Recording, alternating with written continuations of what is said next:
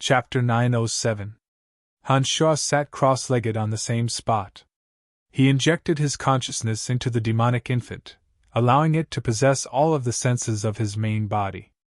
After all of his essence, chi, and spirit were injected into the demonic infant, Hanshaw's body suddenly became thinner. His skin seemed to have lost some of its luster. His eyes became sunken and lifeless. The method of injecting all of Hanshaw's essence, chi, and spirit into the demonic infant allowed the demonic infant to unleash the energy of the demon generals in the cauldron of myriad demon. It was much more thorough than Hanshaw's attempt to borrow the demon generals' energy. This was because the demonic infant and demon generals were similar life forms. Not only could the demonic infant absorb as much of the demon general's energy as possible, it could also unleash the demon general's energy to its fullest potential. Before Hanshaw's strength had reached the Skybreak realm, his demonic infant wouldn't be able to withstand the power of the myriad demon manifestation. If his realm wasn't high enough, even if he managed to absorb the demon general's energy with his demonic infant, he wouldn't be able to expel the demon general afterwards. Once the demonic infant transformed into a demon, the essence, chi, and spirit of Hanshaw's main body would be separated from the demonic infant. Hanshaw's main body would become unprecedentedly weak. One mistake and he would be in grave danger. If Yaris and the others weren't trapped in the layers of barriers, they wouldn't be able to get close to Hanshaw in an instant. In addition to the terrifying dark vortex above his head, Hanshaw wouldn't have used the myriad demon manifestation, a powerful but dangerous move. Kiki! Shrill howls resounded throughout the city of gorging clouds. The weaker gods of the House of Broadhurst who were closest to the barrier died on the spot with blood gushing out of their 7 orifices. Those who were further away suffered injuries to their hearts and lungs and vomited blood. Yaris and the others who had surrounded Hanshaw were the first to bear the brunt of the attack. However, most of them were high gods. They were able to withstand the shrill howls of Hanshaw after he transformed into a demon. Their minds were shaken and their bodies trembled slightly. What is it?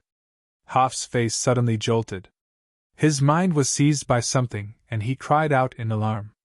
Not only Hoff's, but Ralph, Wallace, Blackwater, Blackstone, and the others were also shocked. They could sense the terror of the giant demon floating in the air from the layers of barriers. Humans would instinctively fear the unknown, and they were no exception. Yaris, whose realm surpassed high gods, was the only one who remained unfazed. He shouted, "We don't need to worry about what it is. Everyone, concentrate your energy and inject it into the dark vortex. No matter what it is, we will destroy it soon." Yaris' calmness seemed to have infected those people. After hearing his words, they all calmed down and no longer talked in panic. One by one, they continued to pour the dark energy in their bodies into the vortex of darkness above Hanshaw's head. As they continued to pour their darkness divine energy into the vortex of darkness above Hanshaw's head began to spin faster and faster as it slowly descended upon Hanshaw. Hanshaw, who had transformed into a demon, let out a shrill howl. His enormous body hovered in the air between incorporeal and incorporeal as he abruptly landed on the ground behind his main body. With a loud rumble, the entire ground of the Broadhurst residence trembled as if a great earthquake had occurred. Even Yaris' heart sank when he heard the trembling of the earth. Previously, he had thought that the gigantic Hanshaw was just an illusory body and that there was nothing to be afraid of. But when the entire Broadhurst residence began to tremble, he immediately realized that the terrifying gigantic Hanshaw was real and not an illusory body at all. The other Hanshaw, who had gathered all the demon general's energy in the cauldron of myriad demon through his demonic infant, raised his head to the sky and threw a punch. At this moment, the violent power revealed its sharpness. This punch was so heavy that even Yaris and the others, who were separated by 100 barriers, felt a chill in their hearts. Bang! Yaris, Blackwater, Blackstone, and the others joined forces to cast 120 boundaries. Under the tremendous impact, dozens of boundaries and seals were blasted apart, leaving a millstone-sized crater in the air. With one punch, more than half of the boundaries and seals binding the area were destroyed. However, Han Sho did not stop there. He laughed sinisterly and threw another punch. Bang! Dozens of layers of the boundaries were blasted apart. Not good. Attack with all your strength. I'm going to trap the dark vortex. Yaris' expression changed. He knew that if he threw another punch at Han Sho, all the boundaries binding the area would collapse. Once Han Sho walked out of that area, the dark vortex might not be able to accurately trap Han Sho. Blackwater, Blackstone, and Wallace were alarmed. Under Yaris' command, they attacked with all their might. Streams of dark energy flew into the air, gathering more and more power in the dark vortex. The dark vortex no longer approached Han Sho slowly. As if the sky was falling, it suddenly enveloped Han Sho. After transforming into a demon, Han Sho was dozens of meters tall, which was already very large. However, the dark vortex created by Yaris and the others was even larger. It covered the sky above Han Sho's head. Once it fell, Han Sho would have nowhere to hide. Yaris, Darkwater, Darkstone, and the others had expended their divine energy to form layers upon layers of boundaries and seals. All of them were materialized using the divine energy of darkness. Therefore, the boundaries and seals that were able to firmly bind Han Sho to this place were not hindered in the slightest by the dark vortex that was of the same origin. Not only that, when the two collided, the dark energy that was attached to the boundaries and seals immediately surged into the dark vortex, further boosting its power. Before Han Sho could punch a third time, the dark vortex suddenly enveloped the transformed Han Sho. The divine power that Yaris and the others had gathered in the dark vortex tore and strangled Han Sho in an instant, trying to grind Han Sho into pieces. Strands of dark energy surged into Han Sho's demonic body in an instant, filling every demon general that made up his enormous body. In the blink of an eye, Han Sho's enormous body was torn to shreds, spinning continuously within the dark vortex. The space around Han Sho spun and the earth spun. Under the terrifying energy, the space collapsed with a loud bang. Strange and blurry colors suddenly shot through the void.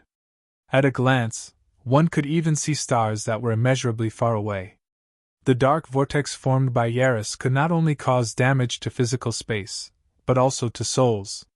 The divine sense gathered on the demonic infant was also torn to pieces and torn apart repeatedly.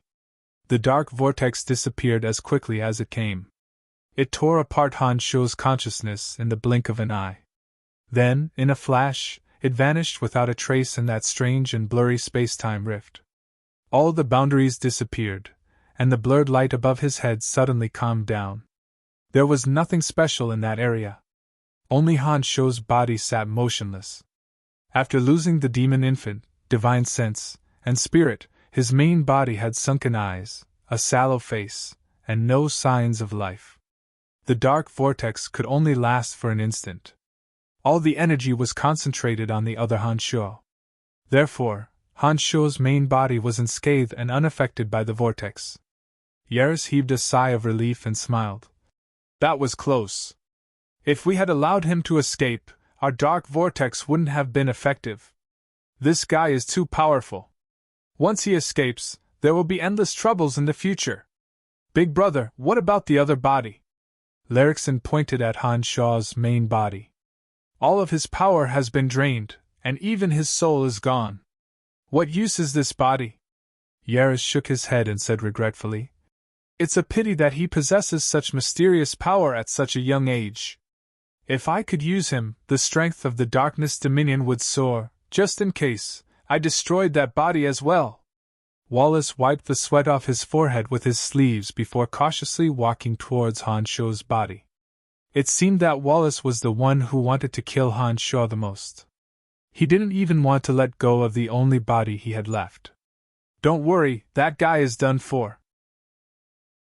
His divine sense will be ground to pieces in the dark vortex. Be it a physical body or an incorporeal body, he won't be able to escape. Yaris couldn't help but laugh when he saw that Wallace was still so cautious. He didn't think much of Wallace's cautiousness. Wallace laughed awkwardly at Yaris's words. It's better to be cautious. This kid isn't easy to deal with. Under everyone's watchful eyes, Wallace slowly walked towards Han Shuo's body. When he was only a few dozen meters away from Han Shuo's body, he was considering whether he should attack from a distance. Suddenly, a cold voice sounded in the void. "You're courting death." All of a sudden, innumerable strands of gray aura frantically converged. Strands of demon general energy that had been scattered between heaven and earth surged back in an instant. Han Shuo, who had been smashed to smithereens without a trace, reappeared in the void in the blink of an eye. Hee hee. You want to kill me? Too early. Han Shuo laughed heartily. His huge palm shot out like lightning and grabbed Wallace, who was about to destroy his body. With a strong grip, Wallace's body was reduced to a blood bar. Yaris's dark vortex was so powerful that even overgod souls like Salus and Wasis would not be able to withstand it. They would be torn to pieces by the dark vortex. However, Han Shuo's consciousness could be divided into thousands of strands and could change infinitely. Even if 10,000 strands were torn apart, he could still reassemble them. How could this dark vortex hurt his consciousness? It wasn't just Han Shuo's consciousness. Even the souls of the thousands of demon generals were unharmed. The moment the dark vortex enveloped him, Han Shuo's consciousness split into thousands of strands and mixed with the demon generals' souls. They split at the same time and escaped the attack of the dark vortex. Han Shuo, who was in the thousand demon form, was formed from tens of thousands of strands of consciousness and thousands of demon generals. Since he could form into a demon, he was naturally not afraid of splitting. How could this dark vortex, which could tear him to pieces, destroy him completely? Chapter 908. If it wasn't for his absolute confidence, Han Shuo wouldn't have let his demonic infant out of his body to resist Yaris's dark vortex. After all, the demonic infant and the consciousness were the foundation of Han Shuo's existence.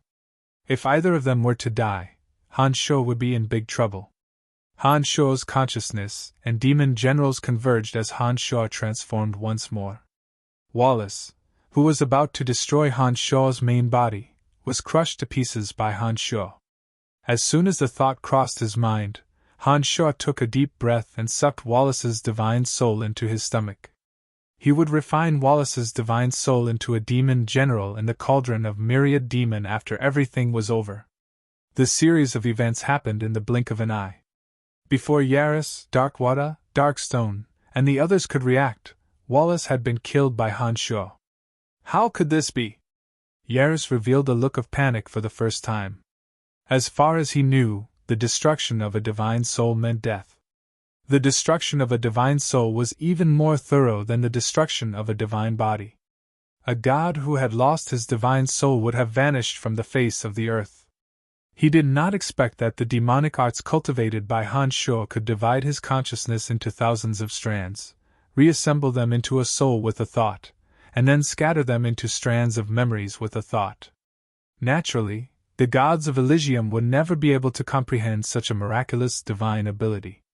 Haha, now that all the boundaries are gone, let's see how you're going to stop me. Han Shuo raised his head and laughed maniacally. He stomped his foot, and the Broadhurst residence violently shook. The 17 flying swords in Han Shuo's body whizzed out and chased after Hafs, Ralph, Larrickson, and the others. Han Shuo, who was formed from the demonic infant and demon generals, took enormous strides and charged at Yaris amidst deafening rumbles. Along the way, the earth quaked and the mountains trembled. Houses near the Broadhurst residence collapsed one after another. Many gods of the Broadhurst residence nearby vomited mouthfuls of blood and died tragically under Han Shuo's terrifying rumbles. Yaris turned pale with fright as he watched the enormous Han Shuo charge at him. He gathered the energy of darkness and enveloped the entire Broadhurst residence. In the blink of an eye, the clear sky was completely covered in darkness, and the darkness pressed down on Han Shuo. "Haha, you're still using this trick?" Han Shuo laughed heartily. Suddenly, he raised his head to the sky and howled once again. The howl carried a bizarre magical energy that could tear one's eardrums. It spread out wave after wave and actually affected the gathering of the dark energy. The darkness that blotted out the sky was forcibly torn apart by the howl. Ralph, who only possessed mid-stage high god strength, was no match for Han Shuo. Now that Han Shuo's strength had advanced to the Skybreak realm, he was the first to die. Ralph was followed by Hafs and Larixen. The 17 flying swords intertwined to form an enormous, chilling net. Chilly winds blew inside the net. The energy of frost and corrosion was pushed to the extreme. Hafs, Larixen, Blackstone, and Darkwater were trapped in the enormous net.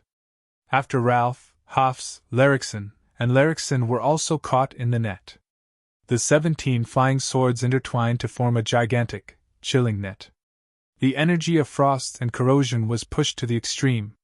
Hafs, Larixen, Blackstone, and Darkwater were trapped in the giant net. No matter how hard they tried, they could not break free. The 17 flying swords intertwined with each other, and moved faster and faster. The space they were trapped in was getting smaller and smaller. Once the 17 flying swords converged into a single point, all those trapped in the Skybreak net would be annihilated in body and soul. The 17 flying swords intertwined with each other, and moved faster and faster. The space they were trapped in was getting smaller and smaller. Once the 17 flying swords converged into a single point, all those trapped in the Skybreak net would be annihilated in body and soul. Ah! Hafs and Larixen let out 2 screams in succession. Darkwater, Darkstone, how dare you attack us? Hafs' face was pale. He bellowed and attacked desperately against Darkwater and Blackstone in a room-sized space. This place is only so big. If you die first, we brothers will be able to live for a while longer. Darkwater's face was gloomy as he and Darkstone attacked with all their might. The 2 brothers had utterly defeated Hafs and Larixen. It wouldn't be long before they killed Hafs and Larixen. The Skybreak net would constantly shrink, and it would take some time for the 17 flying swords to intertwine with each other. Therefore, the Skybreak net would shrink over time. Hafs, Larixen, Darkwater, and Darkstone were the only ones trapped in the Skybreak net. By the time the Skybreak net shrank to a certain size, it wouldn't be able to hold all 4 of them. Therefore, in order to survive for a while longer, Darkwater and Darkstone decided to launch a sneak attack on Larixen and Hafs when the net of sky had not shrunk to a certain extent. Darkwater and Darkstone were slightly stronger than Larixen and Hafs in the first place. Not to mention that they had launched a sneak attack on Larixen and Hafs. As a result, Larixen and Hafs were severely injured. Haha, interesting. Han Shuo, who had been continuously pressuring Yaris in his demon form, laughed heartily. He did not expect that these people would actually kill each other at such a crucial moment. This was completely out of his expectations. Darkwater, Darkstone, how dare you! I won't let you get away with this! The earth-shattering attack of the 3 suddenly became a brawl between rogues, without any power. With the element of darkness extracted and the divine energy in their bodies restrained, the 3 city lords of the Darkness Dominion were not even as strong as a base god. When their physical attacks landed on their opponents, they simply could not cause any damage to their opponents. Darkwater, Darkstone, and Yaris were entangled in a battle that was not the least bit aesthetically pleasing. Very soon, the 3 realized what was happening. Their expressions changed. They stopped fighting and looked up at the sky. Boundless darkness had enveloped the entire city of gorging clouds. It was as though all light had vanished from the city forever. The heavy pressure made it hard for everyone to breathe. The gods that cultivated in the energy of darkness could feel this familiar and intimate power from the depths of their souls. They couldn't help but bow to the ground. Yaris, Darkstone, and Darkwater, the 3 city lords of the Darkness Dominion, were among those who bowed to the ground. After his consciousness and demonic infant returned to Han Shuo's body, he immediately stood up and sensed the darkness that had enveloped the entire city of gorging clouds. Han Shuo's expression changed. His opponent's power was more than 100 times stronger than that of demigods like Salus and Wasis. Han Shuo knew that he had no chance of winning. Without hesitation, Han Shuo deployed blood disassembly. With a flash of blood-red light, Hanshaw left the city of gorging clouds, drenched in blood. Hafs and Wallace were the two city lords of the darkness dominion. One of them must have the Overgod's seal in his divine soul. Their sudden deaths must have alerted the Overgod of darkness. Therefore, the Overgod from the darkness dominion immediately descended upon the city of gorging clouds. An Overgod who possessed the quintessence represented the most fundamental energy of darkness in the universe. He could use all the energy of darkness for himself, and understand all the variations of the energy of darkness. He was not someone an Overgod without the quintessence could compare to.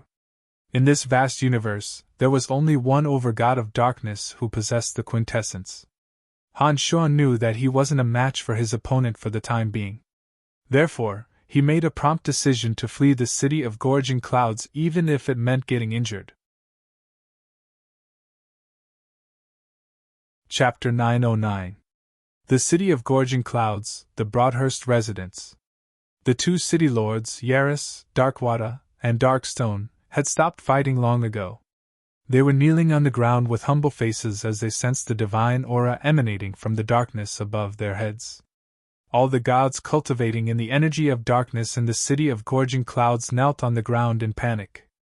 Boundless darkness enveloped the city of gorging clouds as if the light had never come. The density of the element of darkness in the city was 100 times higher than usual, forcing the elements of the other elements to temporarily disperse. The other elements in the city were unprecedentedly thin. The darkness above the Broadhurst residence grew denser and denser. It condensed into an enormous, erratic shadow. A solemn, and heavy divine aura suddenly emanated from it, causing the hearts of many to tremble. Yaris, Darkwater, Darkstone, forget about your past grievances. As city lords of the darkness dominion, you shall not start a war over such a trivial matter. The deep voice sounded from the sky above the Broadhurst residence. There was no room for negotiation and no room for resistance. The three city lords, who had been fighting fiercely before, all had solemn expressions on their faces as they nodded at this voice. Yaris raised his head and looked at the enormous shadow formed from the purest darkness. He respectfully said, Overgod, Hafs and Wallace are dead. That man named Brian is a threat to our darkness dominion. I do not have absolute confidence that I can defeat him. Please, Overgod, let him return to the earth. I know what I'm doing. He will not return to the darkness dominion. If he dares to enter the darkness dominion again, I will personally destroy him. The majestic voice in the sky gave an answer. Soon after, it turned to Yaris and instructed. Andre of the House of Saint will be the new city lord of the City of Shadows. Field of the House of Lavers will be the new city lord of Hushvale City. Spread the news! Yaris stared blankly for a moment. He didn't understand why the Darkness Overgod didn't personally deal with Hanshaw. From his point of view, even if Hanshaw suddenly disappeared using some miraculous method, as long as the Darkness Overgod wanted to, there was no way Hanshaw could escape from the Darkness Dominion. Is there a problem? Seeing that Yaris did not answer immediately, the dignified voice above his head sounded again, but this time, the voice was slightly louder, giving rise to an unparalleled fear from the bottom of one's heart. Yaris was shocked. He knew that the Overgod's decree was irresistible. He hastily replied, Andre of the City of Shadows will be the new city lord, but I have no idea where Field of the House of Lavers is. Field used to be in the City of Gorging Clouds. However, after Lerikson's son died at the hands of Hanshaw, Donna left the Broadhurst residence with Field that very night. Lerikson had been searching for the whereabouts of the Lavers family and Field, but to no avail. Yaris had no idea where Field was right now. You don't need to know that. All you have to do is spread the news and Field and the Lavers family will appear in Hushvale City, said the Overgod of Darkness in an enigmatic voice. Yaris realized that the Overgod of Darkness must have a plan. Field and the Lavers family were driven out of the City of Shadows by Wallace. Ever since they arrived at the City of Gorging Clouds, they had been depressed and frustrated. But after the death of Lerikson's son, they had no choice but to flee again. From Yaris' point of view, the Laver's family only existed in name. He did not expect that the Overgod of Darkness would issue such an order. Although puzzled, Yaris did not dare to disobey the Overgod of Darkness's order. He nodded respectfully. The Overgod of Darkness above his head softly acknowledged. Suddenly, the boundless energy of darkness that shrouded the city of gorging clouds receded like a receding tide. Light once again shrouded the city of gorging clouds. Yaris heaved a sigh of relief. He turned to Darkwater and Darkstone beside him, and said in an unsightly face, "If it wasn't for the Overgod's order, I wouldn't have spared you today." Darkwater rolled his eyes and softly groaned.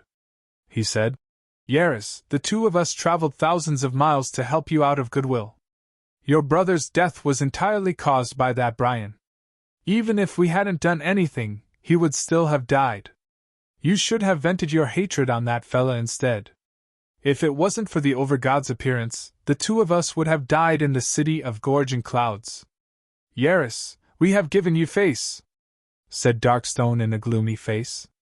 "Humph, if Wallace and Hoffs hadn't promised to give us a crystal mine, would the two of you have come?"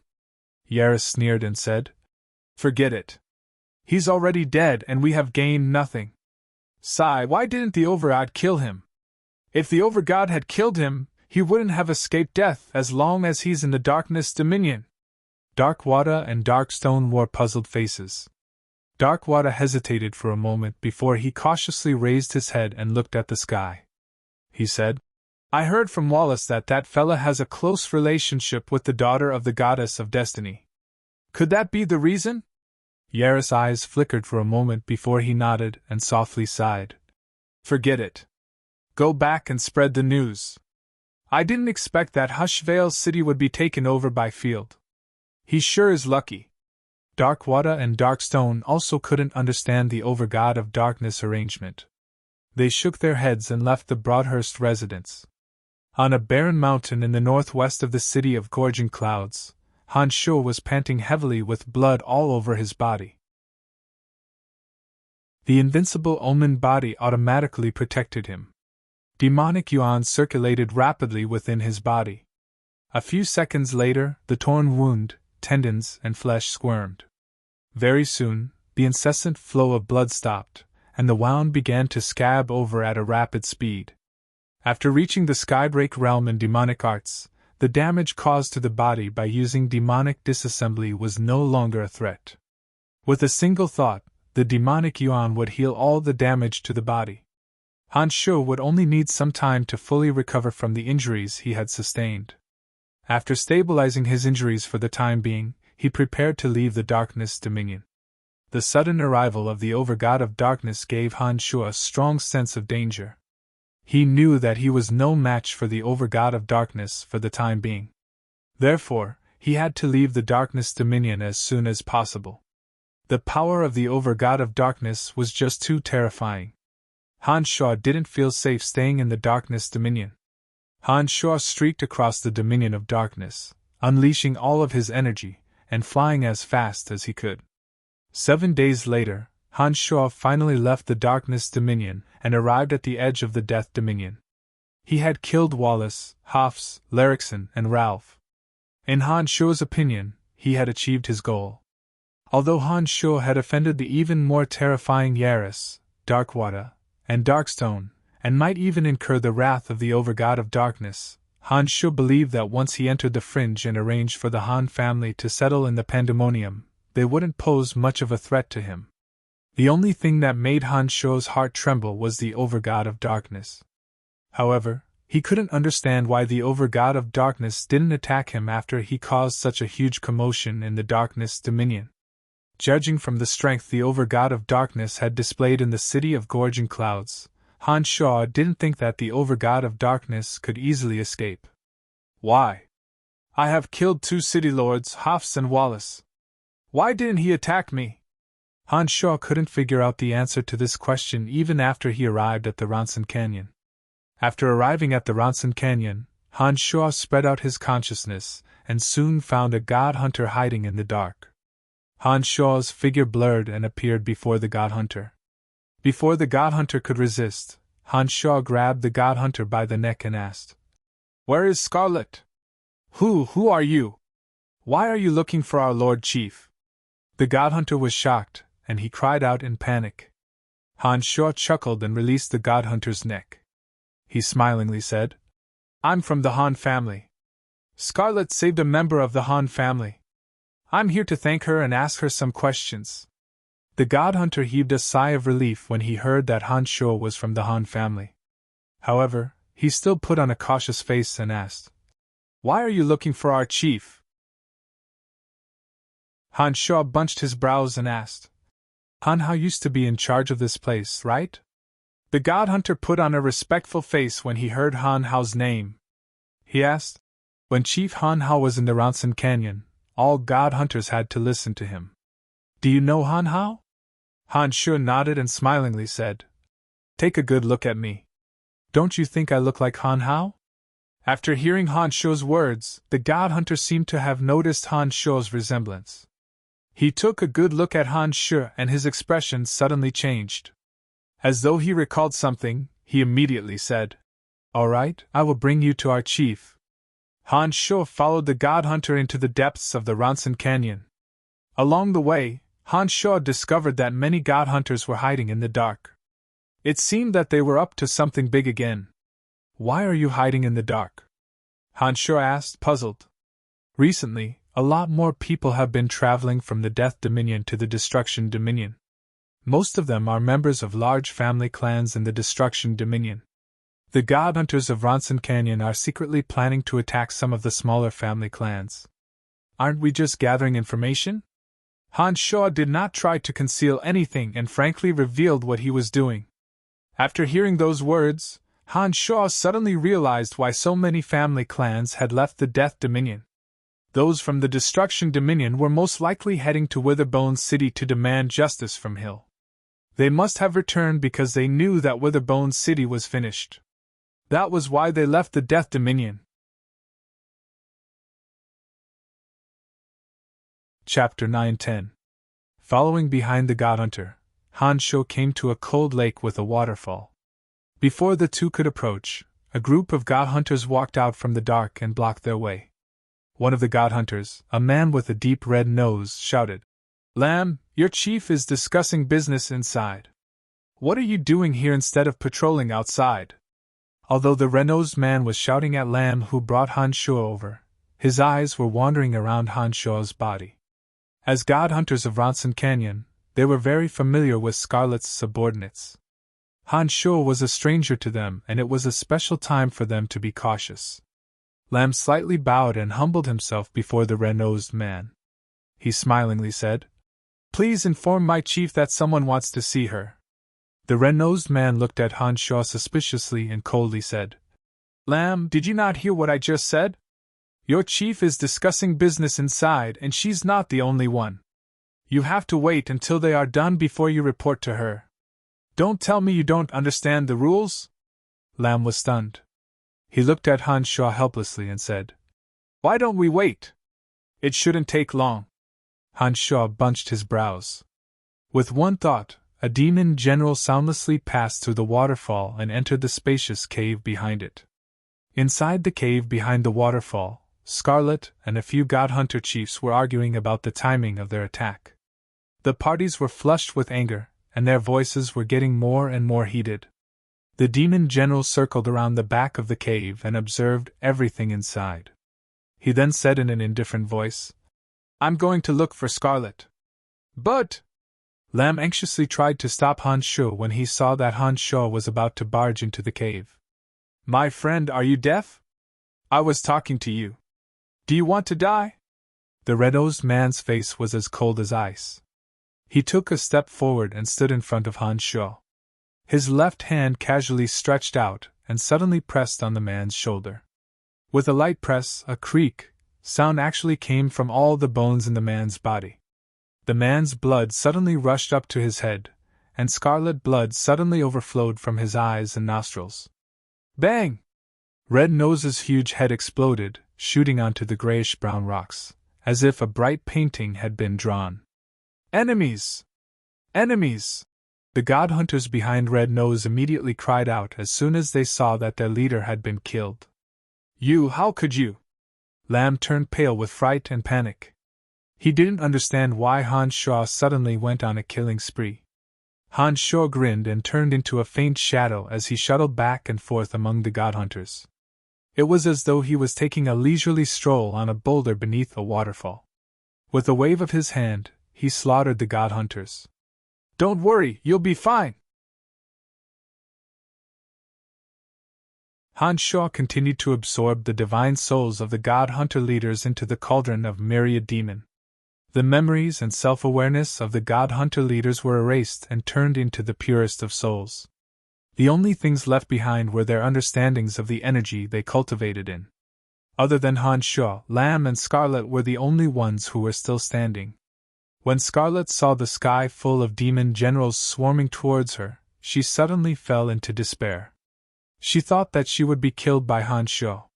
But when the demon generals arrived in front of her, they gently floated past her as if she was invisible. Not a single demon general attacked her. Scarlet was overjoyed. She immediately realized that she had escaped this calamity thanks to what she had done for the House of Han. A sense of respect rose in Scarlet's heart when she sensed the terrifying energy of the demon generals. It was at this moment that she realized why the little skull Han Hao possessed such terrifying and mysterious energy. With such a formidable leader of the Han family, it was only natural that he wouldn't be weak. After a short while, Han Shuo had taken care of everything around him. After all the demon generals returned to the cauldron of myriad demon, there were no longer any threats in the vicinity. It was at this moment that Han Shuo looked at Scarlet smilingly and said, "Scarlet, is it?" Scarlet was rather surprised to hear Han Shuo mention her name. She bowed respectfully in front of Han Shuo and said, "I'm Scarlet. May I know what brings you to the Ronson Canyon?" "Ha, my son has mentioned you to me. He told me that you saved the Han family. I happened to pass by the Ronson Canyon, so I wanted to visit you and purge the Ronson Canyon of those unclean things," Han Shuo replied politely to Scarlet. Scarlet, who had just witnessed with her own eyes how Han Shuo massacred the Tanai god hunter chieftains in the Ronson Canyon, felt rather flattered when Han Shuo spoke to her so amiably. She respectfully asked, "How did you hear of my name? The son you mentioned, is he Han Hao? You know him, don't you?" asked Han Shuo smilingly as he looked into Scarlet's eyes. Upon hearing Han Hao's name, Scarlet's petite body slightly trembled. She nodded in a flustered manner and replied, I do. I didn't expect that you are his father." After taking a short pause, Scarlet mumbled to herself, "I should have expected it. You two look so alike and your auras are so similar. No wonder. Han Hao has left the God Hunter Alliance and will sooner or later become an enemy of the hegemons of the Abyss of Death. I heard that you are on good terms with Han Hao. You don't want to become an enemy of Han Hao, do you? Are you interested in developing your career in the Fringe?" "Han Hao is also in the Fringe?" asked Han Shuo smilingly. He seemed to have guessed something from Scarlet's strange behavior. Scarlet was startled yet again. She stared at Han Shuo for a few deep glances before she cautiously asked, "Is this your idea, or is it Han Hao's idea?" Han Shuo stared blankly for a moment before he put on a faint smile and replied, "You can say that it's my idea. If it weren't for your help, our Han family would have perished here. Han Hao and I are very grateful to you. If you stay in Ronson Canyon, you might become an enemy of Han Hao one day. Therefore, I hope that you can leave the God Hunter Alliance. Since Han Hao wants me to go to the Fringe, I will make some preparations and leave this place as soon as possible," said Scarlet without any hesitation after hearing Han Shuo's words. Han Shuo was amused. He did not expect that Han Hao would make Scarlet so loyal to him. Scarlet was willing to give up everything in the Ronson Canyon and go to the Fringe after learning that it was Han Hao's idea. It was truly a surprise to him. Today, all the chiefs of Ronson Canyon had perished. If Scarlet did not leave the canyon, she would be able to gather all the god hunters under her control and become the true leader of Ronson Canyon. Han Shuo had a whole new level of respect for Scarlet for the sake of Han Hao. However, although Scarlet had a voluptuous body, the scars on her face were rather unflattering. Han Shaw had some ideas. "Scarlet, come here. I will remove the scars on your face," said Han Shaw after observing for a moment. Scarlet was pleasantly surprised to hear those words. She stared at Han Shaw and stammered. You can remove the scars on my face?" "Of course, it's very easy," assured Han Shaw confidently. Han Shaw promised confidently, as if helping her solve this problem would be a piece of cake and there was no difficulty at all. Scarlet was overjoyed. She might not believe it if it were someone else, but as the owner of Celestial Pro Pharmacy, Han Shaw's miraculous medical skills were well known throughout the continent. She immediately believed Han Shaw's words and obediently walked towards Han Shaw.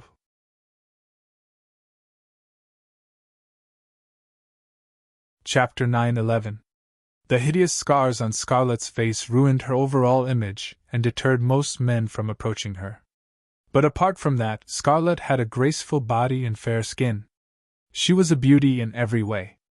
Han Shaw could not find any flaw in her other than the scars. He nodded inwardly and felt that Scarlet was a good match for Han Hao, especially since she was very affectionate to Han Hao, and was even willing to give up the sole leadership of the Ronson Canyon for him. This made Han Shaw very satisfied. He would be happy to have such a daughter-in-law. Scarlet was very modest and shy in front of Han Shaw due to her affection for Han Hao. She walked up to Han Shaw and lowered her head. She was a little flustered. "Don't be nervous, it's easy to fix." Han Shaw comforted her with a smile. He waved his left hand and a cloud of warm gray smoke enveloped Scarlet's cheeks. Then, with another thought, the energy in his palm softened the scars on Scarlet's face and slowly peeled them off. "It's a little hot, but it doesn't matter. It will only cause the scars to peel off. I think you can endure the pain," Han Shaw said in a relaxed manner as he moved the power of his palm around Scarlet's face. With Han Shaw's incomparably precise control of magical yuan, he was naturally able to easily change the texture of her skin and the activity of her cells on her cheeks.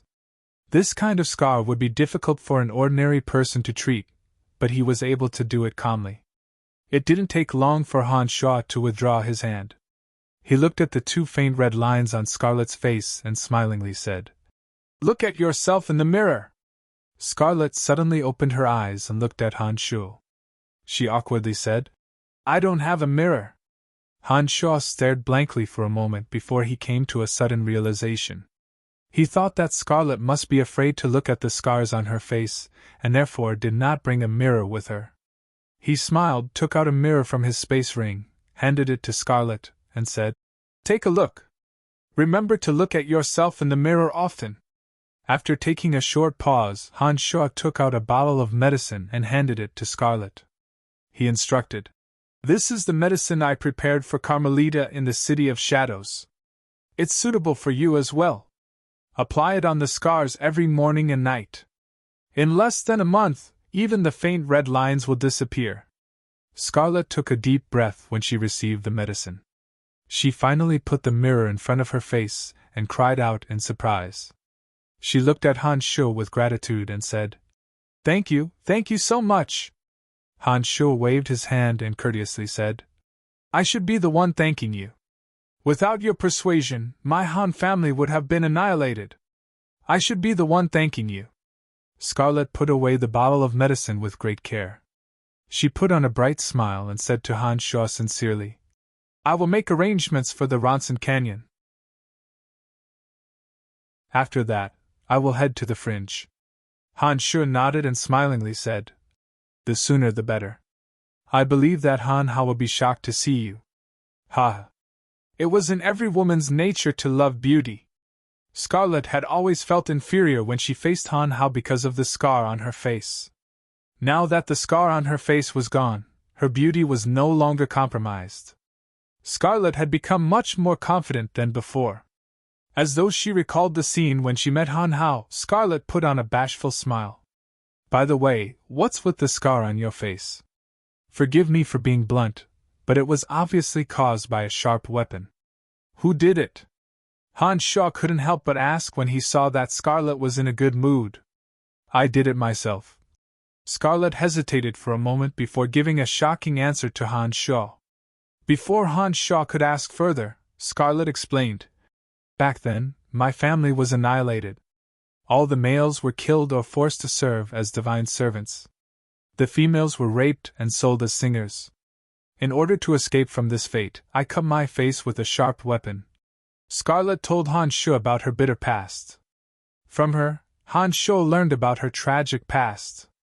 Is the enemy still alive? Han Shu's face turned dark and he softly asked. Haha, thank you for your kindness, but there is no need for you to do it. After I became a god hunter, I spared no effort to improve my strength.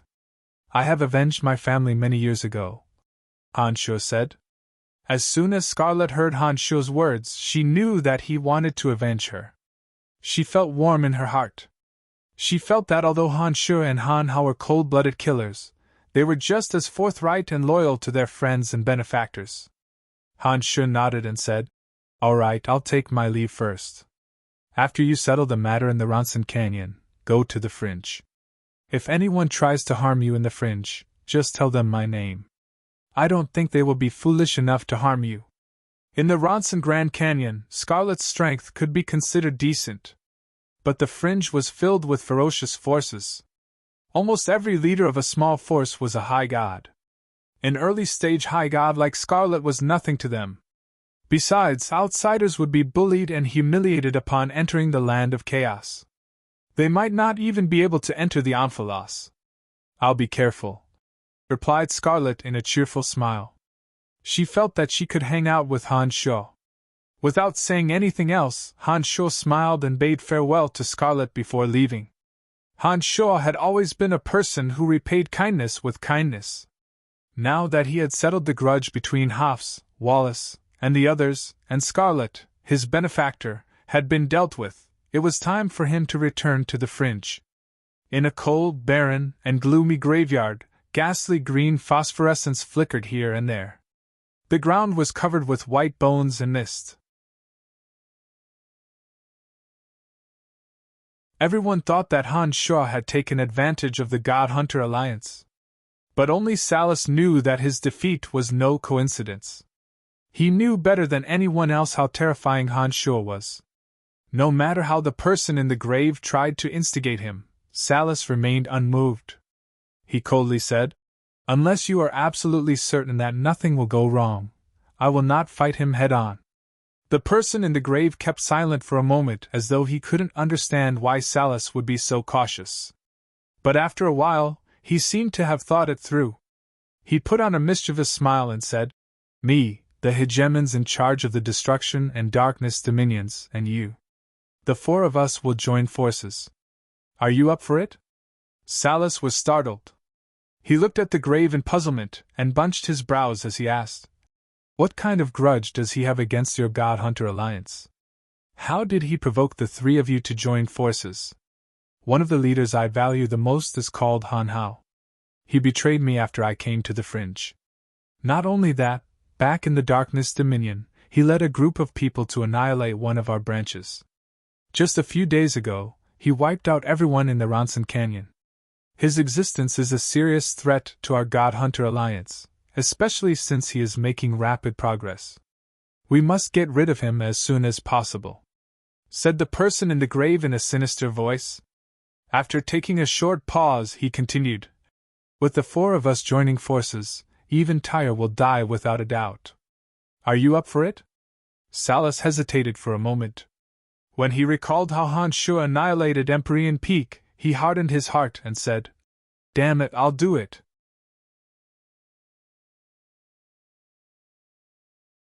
Chapter 9:12. The Misty Sea was the only way to leave the Death Dominion and head to the fringe. After crossing the Misty Sea and passing through two towering mountains, one would be out of the Death Dominion. The reason why the Misty Ocean had such a name was because it was covered in clouds and mist. The mist was like a white cloth that covered the entire surface of the ocean. People above the Misty Ocean couldn't even see the seawater clearly. No matter how strong the sunlight was, it couldn't penetrate the thick, cotton muslin-like fog. The Misty Sea was vast, and there were countless strange creatures living at the bottom of the sea. Some alien races lived at the bottom of the misty sea all year round and never interfered with the land dwellers of the Death Dominion. Once one entered the misty sea, one could easily lose one's way. Weaker gods would most likely end up as god hunters' prey. They would be killed by the thick mist of the misty sea. One day, Han Shaw finally arrived at the entrance of the misty sea. Looking at the mist that covered the entire surface of the misty sea, Han Shaw noticed that the mist that lingered above the misty sea was much denser than the last time he was here.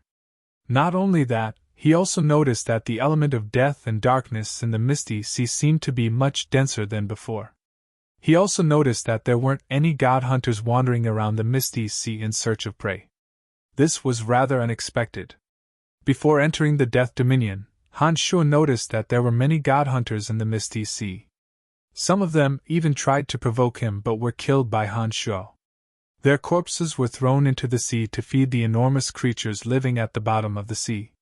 Many god hunters would form groups and roam above the misty sea. Using the natural mist of the misty sea, they could come and go without a trace. Once they spotted a prey, they would pounce on it. But if they discovered that the prey was too strong, they could easily retreat based on their familiarity with the misty sea. It seemed to be a blessed land for god hunters. Standing at the entrance, Han Shaw's consciousness floated around the misty sea. He did not sense any strong life energy. Instead, he felt that it was strange and regretful. Along the way, Han Shaw had wiped out more than a dozen god hunter factions of various sizes. Based on the information provided by Scarlet, Han Shaw would purposely go to the areas where god hunters gathered and hunt them down using the powerful senses of his soul. From the Ronson Canyon until now, Han Shaw had killed more than 500 god hunters. Another 500 demon generals were added to the cauldron of myriad demon. Han Shaw didn't mind the oddities of the misty sea. Although he felt regretful, he still entered the misty sea unhurriedly. Since there were no god hunters in the misty sea, Han Shaw didn't plan to stay for too long. He picked up his pace and left this place as soon as possible. When he arrived at the center of the misty sea, his consciousness suddenly shuddered. A sense of crisis arose from the bottom of his heart. He sensed danger from the bottom of his heart. Han Shaw bunched his brows. Instead of rushing forward, he stood still and cleared his mind of all the random thoughts he had just had. Then, he focused his attention on the strange feeling that suddenly welled up in his heart. After attaining the Skybreak realm in demonic arts, the cultivation of Han Shaw's mind had entered an exceedingly profound realm. Whenever a crisis befell him, he would always be able to sense it ahead of time and take timely remedial measures. This sense of danger gushed out from the bottom of his heart and corresponded with some of the suspicions in his mind. He immediately realized that something must have happened in the misty sea. Otherwise, there wouldn't be so many coincidences happening together. He released his divine sense and turned it into thousands of strands that slowly spread out with him as the center. Dozens of newly refined demon generals also flew out of his body and scattered around the misty ocean, searching for any possible accidents. "Who's there?" Han Shaw suddenly shouted coldly. After entering the misty sea, Han Shaw had absolute confidence in himself. Apart from over-gods who truly possessed godhood, he really didn't care about most people. Furthermore, sovereigns were usually extremely arrogant people, so they definitely wouldn't do something like sneaky ambushes like this. His consciousness and demon generals spread to every corner of the misty sea, but they didn't find anything strange. However, the sense of danger in his heart didn't disappear. Instead, it grew stronger and stronger. This made Han Shaw realize that there must be enemies in the misty sea. With a thought, all his consciousness and demon generals returned to his body. Han Shaw snorted coldly and no longer cared about the enemies hiding in the dark. He flew out of the misty sea at an even faster speed. In his opinion, since the enemies were hiding in the misty sea, they were planning to use the special terrain of the misty sea to deal with him. Therefore, they definitely didn't want him to leave the misty sea. Now that he had seized the opportunity to fly away, the people hiding in the dark would definitely show themselves and stop them at all costs. Han Shaw's judgment was correct. As he expected, When he tried to leave the misty sea at an even faster speed, the death and darkness elements in the misty sea suddenly started to gather strangely. In an instant, the white fog in the misty sea turned black and filled the entire sea. The death sea raged on the surface of the sea, mixed with the cold sea breeze, and spread across the entire sea in a very short time. As soon as the misty sea changed, Han Sho immediately sensed that something was amiss. In an instant, layers upon layers of boundaries appeared on the misty sea. The boundaries gradually shrank towards him from all directions. It was obvious that the final target of all the changes in the misty sea was him. After carefully sensing the speed at which the death and darkness elements were gathering in the misty sea, Han Sho's expression changed abruptly.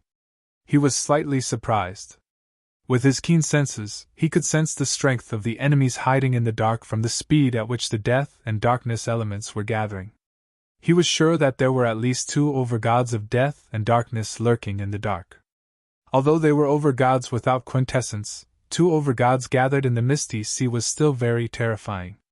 Just as Han Sho was about to say something, he suddenly discovered that the bottom of the sea was boiling. The invisible seawater was filled with the power of destruction. Under the effect of the strange laws, the seawater was as hard as iron and stone, and it was rising bit by bit. There was also the gods of destruction. Han Sho was shocked. He didn't expect that there were 3 overgods hiding in the misty sea. This was completely out of Han Sho's expectations. A bolt of lightning tore through the fog and descended upon the surface of the sea at the same time. In an instant, the lightning split apart, and the dense power of thunder and lightning interweaved together, enveloping the fog above the misty sea and forming a heavenly net. Han Sho wasn't familiar with the masters of the death, destruction, and darkness energies. However, when the lightning suddenly descended on his head, Han Sho immediately guessed who it was from the familiar lightning energy. He raised his head and snorted.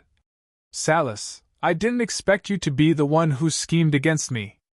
I'm just curious as to how you were able to recover so quickly and find such powerful helpers.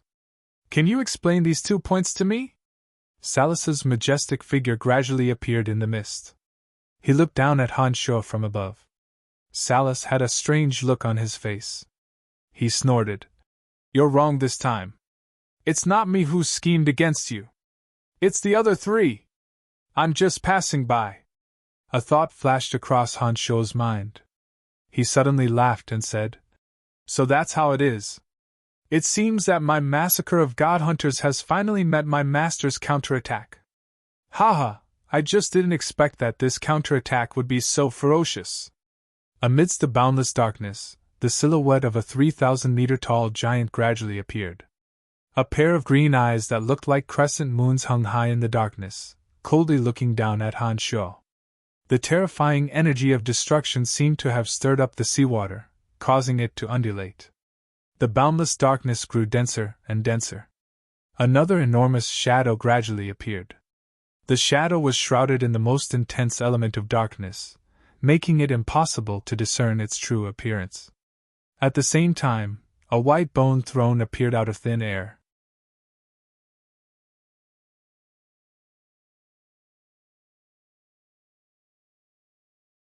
Chapter 9:13. Back when he first arrived on Elysium, any one of these 4 experts could have killed him without a doubt. There was no way he could have survived. However, after so many years, Han Sho was no longer the same as before. The fact that they needed all 4 of them to kill Han Sho proved how important Han Sho was to them. The hegemons of the death, darkness, and destruction dominions, in addition to Salus, had set up an inescapable net in the misty sea. Their goal was obvious. "Brian, don't even think about walking out of here alive today!" Salus glared at Han Sho and said hatefully. Han Sho sensed the auras of the 4 and knew that the battle was going to be very difficult. He had just escaped from the city of gorging clouds in the darkness dominion using blood disassembly and was not in peak condition. It would be very dangerous for him to face the 4. Naturally, Han Sho could use the blood disassembly again to escape from the misty sea. However, he had just used the blood disassembly not too long ago. It wouldn't be as easy to use as it was the first time. Han Shuo knew that if he were to use blood disassembly again, his demonic body would be seriously injured and he would not be able to recover in a short period of time. Even if he could escape from the encirclement of the four, there were still Tyre, Log, and the others in the fringe. It would be very dangerous for him if his strength was not in peak condition. Han Shuo's face turned gloomy as he sensed the overbearing auras of the four. He anxiously tried to think of a way to escape from this place. Don't even think about leaving this place alive. The four of us have been preparing for so long just to be caught. Since you are here today, don't even think about leaving here alive, said the 1,000-meter-tall giant in the void. His green, crescent moon-like eyes stared at Han Shuo. He constantly channeled the energy of destruction and formed an enormous magnetic field with the giant at the center. The magnetic field affected the seawater of the Misty Sea and prevented Han Shuo from diving into the sea to escape. Hee, what a pity for such a good seedling. The Lord God on the white bone throne smiled sinisterly and slowly approached Han Shuo. The white bones on the white bone throne he was sitting on shone with a milky white halo, and grey death aura gathered towards him from all directions. Another commander who was completely enveloped by the dark element didn't say a word. However, he cooperated with the others and enveloped Han Shuo with the darkness. The four of them slowly approached Han Shuo. The power of death, darkness, destruction, and lightning slowly condensed, filling the entire Misty Sea. After the four domains of divinity were released, all the other elemental energies in this area disappeared. The chaotic energy divided into four streams, rushing towards Han Shuo from the sky, the ground, the front, and the back. The four of them must have carefully studied how to deal with Han Shuo. They might have even teamed up before Han Shuo arrived. Therefore, the four streams of energy locked down all of Han Shuo's escape routes. He was trapped in a corner, and slowly squeezed by the four streams of energy. Han Shuo's heart skipped a beat. He realized that he couldn't be so passive. If he allowed the four streams of energy to continue squeezing him, he wouldn't be able to withstand it. Under the pressure of the four streams of energy, his body would explode. His consciousness might be able to escape in thousands of strands, but the demon infant and his main body wouldn't be able to escape. Han Shuo immediately understood that if he didn't put his life on the line today, he wouldn't be able to leave the Misty Sea alive. He cursed inwardly and no longer hesitated. The power of the tens of thousands of demon generals and the cauldron of myriad demons surged into his body. The already bottomless energy in his body suddenly became boundless, allowing him to fight to his heart's content. This time, Han Shuo didn't let the demon infant escape from his body. He used his consciousness and demon generals to transform into a demon. Unlike when he faced Yaris in the City of Gorging Clouds, he needed to leave the Misty Sea as soon as possible and bring his main body with him. Han Shuo had transformed into a demon in the City of Gorging Clouds. Because he only needed to face Yaris, who was an overgod, he had used the miraculous power of demonic transformation to draw the dark vortex down. Even though he had failed in the end, his strategy was no problem. However, things were different now.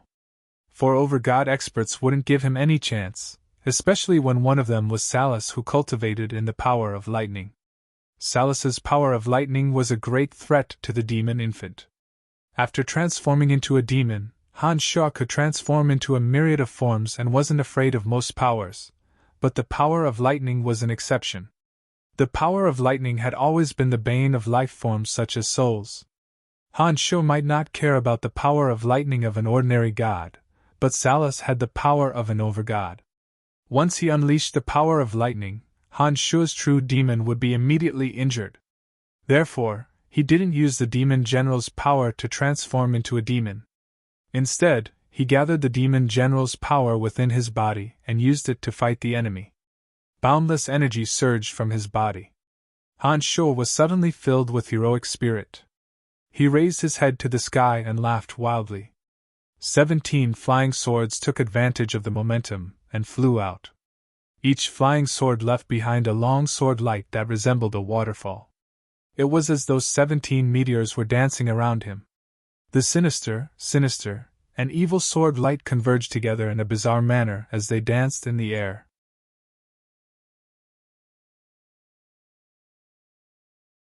The explosion of the Orb of Annihilation affected the densely packed Orbs of Annihilation. In an instant, the sky above Han Shuo's head was filled with terrifying, earth-shattering noises. The deafening noises were so loud that they could tear one's eardrums apart. Han Shuo had long since refined the Orbs of Destruction. He had added a strand of destruction divine energy into the Orbs of Destruction so that they could be detonated together with his Orbs of Destruction to maximize the power of the explosion. Unexpectedly, Han Shuo didn't use the same method on anyone else. He tried it on this hegemon of destruction first. The explosion sounded from above Han Shuo's head. Then, as though triggered by the lightning energy deployed by Salus, all the lightning energy in the sky exploded. The deafening roars of thunder seemed to have descended from the 9 heavens, filling the entire misty sea with endless explosions. The explosions lasted for a very long time. When they finally stopped, the misty sea, which was shrouded in mist all year round, was suddenly illuminated by the blinding sunlight. It was as though the sky had been pierced through. Salus' boundary has been broken! Daka, what the hell are you doing? The figure on the bone throne roared furiously. How am I supposed to know what's going on? The giant grunted, clearly very depressed. Daka, so your name is Daka. It was at this moment that Han Shuo suddenly laughed heartily. He looked at the white-haired old man that was revealed after the dazzling sunlight faded away and the gigantic illusion disappeared. Time had left deep scars on his face. His wrinkles were deep and his hair was white like frost. Only his eyes shone brightly and were as sharp as blades. After laughing, under the blinding sunlight, Han Shuo's body blurred. A dozen or so Han Shuo split off and fled in different directions. With Salus and Daka's defenses torn apart, the energy restraining Han Shuo was no longer able to restrain him. The boundary above Han Shuo's head also exploded violently. Han Shuo broke free and fled without hesitation. In a flurry, they realized that the dozen or so Han Shuos were all real and not illusions. They had no choice but to split up and chase after him. When they caught up with and killed the Han Shuo transformed from demon generals, they suddenly discovered that a faint silhouette had long left the misty sea that had regained its brightness. After a few swaying movements, the silhouette's aura had vanished into thin air under the detection of their divine souls.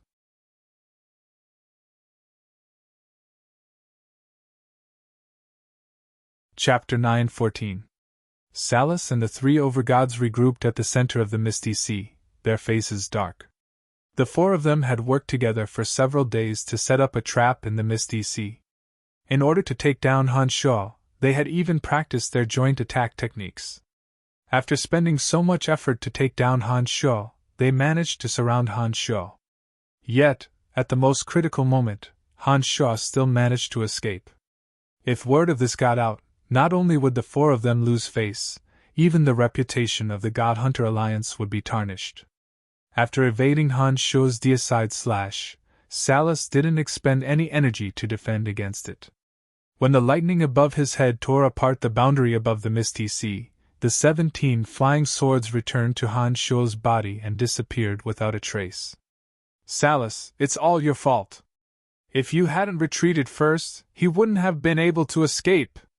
The 4 of them regrouped. The masked man on the white bone throne coldly snorted and angrily said, This brat is indeed as cunning as a ghost.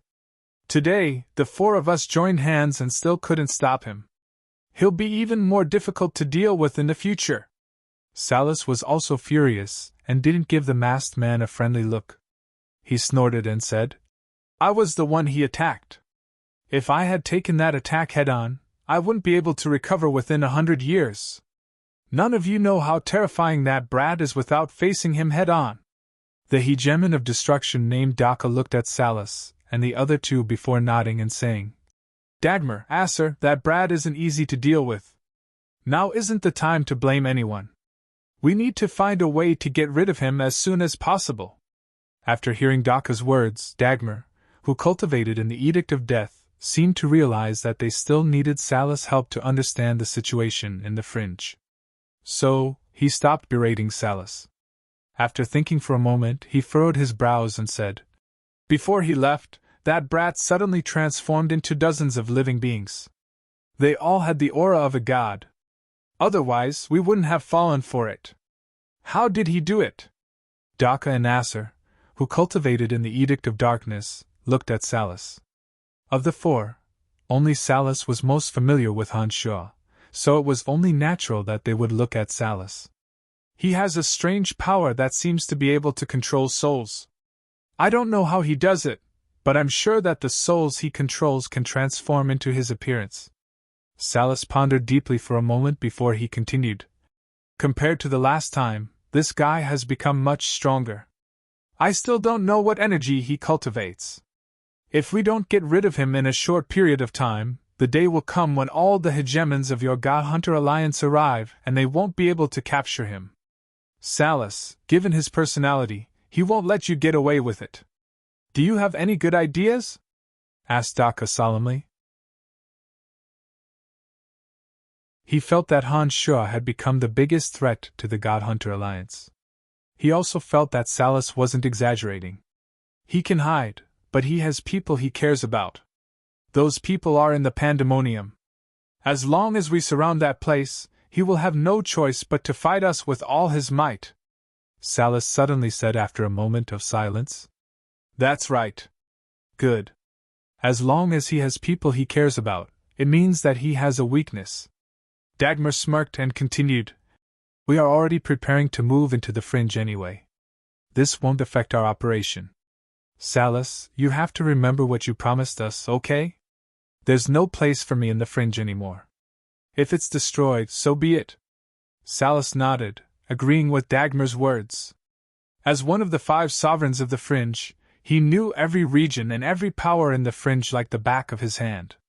With his help, the God Hunter Alliance would be able to invade the fringe with ease. "All right then, let's contact the other hegemons and discuss how we should work together to conquer the fringe," said Asser, who had been silent all this while. The 4 of them didn't say anything else.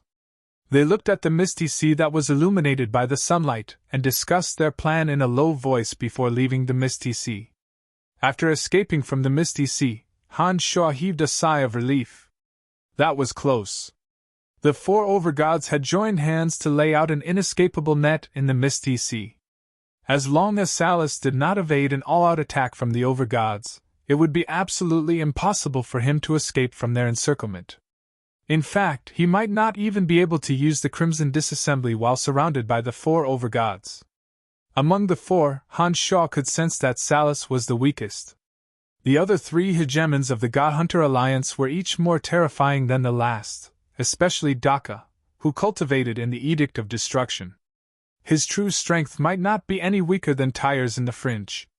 If Han Sha hadn't used the ferocious might he displayed against Salas in the fringe to force Salas to retreat, used the Orb of Annihilation to detonate Daka's Orb of Destruction, and used a demon general made from the divine soul of a greater god to escape, he might have died in the misty sea.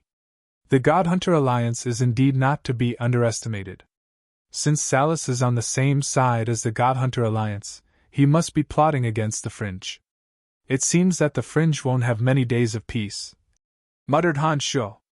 He planned to return to the fringe as soon as possible to make preparations. "Huh!" Han Sha softly cried out. He suddenly sensed a strong and familiar life fluctuation from afar. He had already left the Death Dominion and was heading to the Space Dominion through a remote path. He was currently in the vast mountain range between the Death Dominion and the Space Dominion. As soon as he sensed the familiar life signature, Han Sha calmed himself down and sensed it. His face lit up with joy. Just like how the 6-horned tribal king of the soul race on Profound Continent could remember Han Sha's soul undulations, Han Sha could now remember any soul undulations he encountered. Within a certain range, he could sense those soul undulations that were familiar to him. This was one of the most profound applications of the consciousness. He could sense that the familiar soul signature belonged to Dana, whom he had not heard from for a long time. Delighted, Han Sha immediately flew in the direction of Dana, ignoring the presence of other life signatures around Dana. Unlike Han Shaw, Donna was preparing to enter the Death Dominion from the Space Dominion. She happened to be heading in Han Shaw's direction as well. Therefore, the two soon met. Ahem. Han Shaw suddenly stopped in front of Donna. He looked at Field, Dolores, and the others from the House of Lavers with a rather awkward face. Ever since Han Shaw entered the City of Shadows, the House of Lavers had been plagued by bad luck. He had killed Avery, and the House of Lavers was driven out of the City of Shadows. When they finally arrived at the City of Gorging Clouds, they were hunted down by Larrickson because of Han Shaw. Han Shaw had to admit that Han Shaw was the bane of the House of Lavers. The people of Ferd probably didn't have it easy. Donna wasn't the only one. The remaining members of the family all looked tired and weak. Only their eyes shone with the light of ambition. No one knew what was supporting them. Han Shaw's sudden appearance caused the faces of those from the House of Lavers to turn ashen. Field and the others from the House of Lavers immediately retreated and looked at Han Shaw in terror. Field put on a bitter smile and said, "So it's you. I didn't expect you to find this place. It seems that our House of Lavers is going to be annihilated today." Unlike Hoffs and Wallace, the members of the House of Lavers who had been hiding in Phantasmal City in the Space Dominion for years had more or less heard about Han Shaw's presence in the Fringe. In addition to the information he had recently received from the Darkness Dominion, Field knew very well just how terrifying Han Shaw had become. Field, who had planned to return to Hushvale City in high spirits to take over as the City Lord of Hushvale City in the Darkness Dominion, was brimming with hope. He thought that his House of Lavers could finally rise again. Little did he expect that he would run into Han Shaw on his way to the Fringe. The hope in his heart instantly turned into despair. Except for Donna, all the members of the House of Lavers looked at Han Shaw in terror. Some of the weaker ones even cried out, "Please spare us! Our House of Lavers has already been reduced to such a state. Please spare us! Don't beg him. At worst, we'll just die!" shouted Field. He glared at Han Shaw and said, "That's right. It was Larrickson and I who made the first move at Soaring Cloud Mountain Range. I know you've discovered it long ago. Even if you annihilate our House of Lavers today, I won't even frown." Han Shaw let out a soft sigh and said, "Let bygones be bygones. I won't do anything to your House of Lavers anymore. I'm not here for you today. I just happened to pass by this place and sense Donna's aura. I came to see her. You don't have to be so nervous." Field put on a puzzled face when he heard those words. He looked at Han Shaw puzzledly and asked, "With your current strength, it's as easy as flipping your hand to annihilate us. What are you trying to do? All along, I've been passively retaliating against your House of Lavers. I've never taken the initiative to provoke you. If Avery hadn't tried to kill me time and time again, I wouldn't have made a move against him. Besides, I'd never asked the House of Saint to do anything to you. It's all because Avery attacked Carmelita. I hope you all remember that I have a clear conscience when it comes to how I treated your House of Lavers." For various reasons, Han Shaw had never had the chance to have a proper conversation with Field. It was as though everyone felt that he, Han Shaw, had done wrong to the House of Lavers. But as long as he understood that they had brought all of this upon themselves, he finally had the chance to vent his frustrations. "Brian, let's talk in private," suggested Donna with a soft sigh. Han Shaw took a deep breath and nodded. He cast a glance at Field, who was wearing a complicated expression, and walked side by side with Donna towards a dense forest in the mountain range.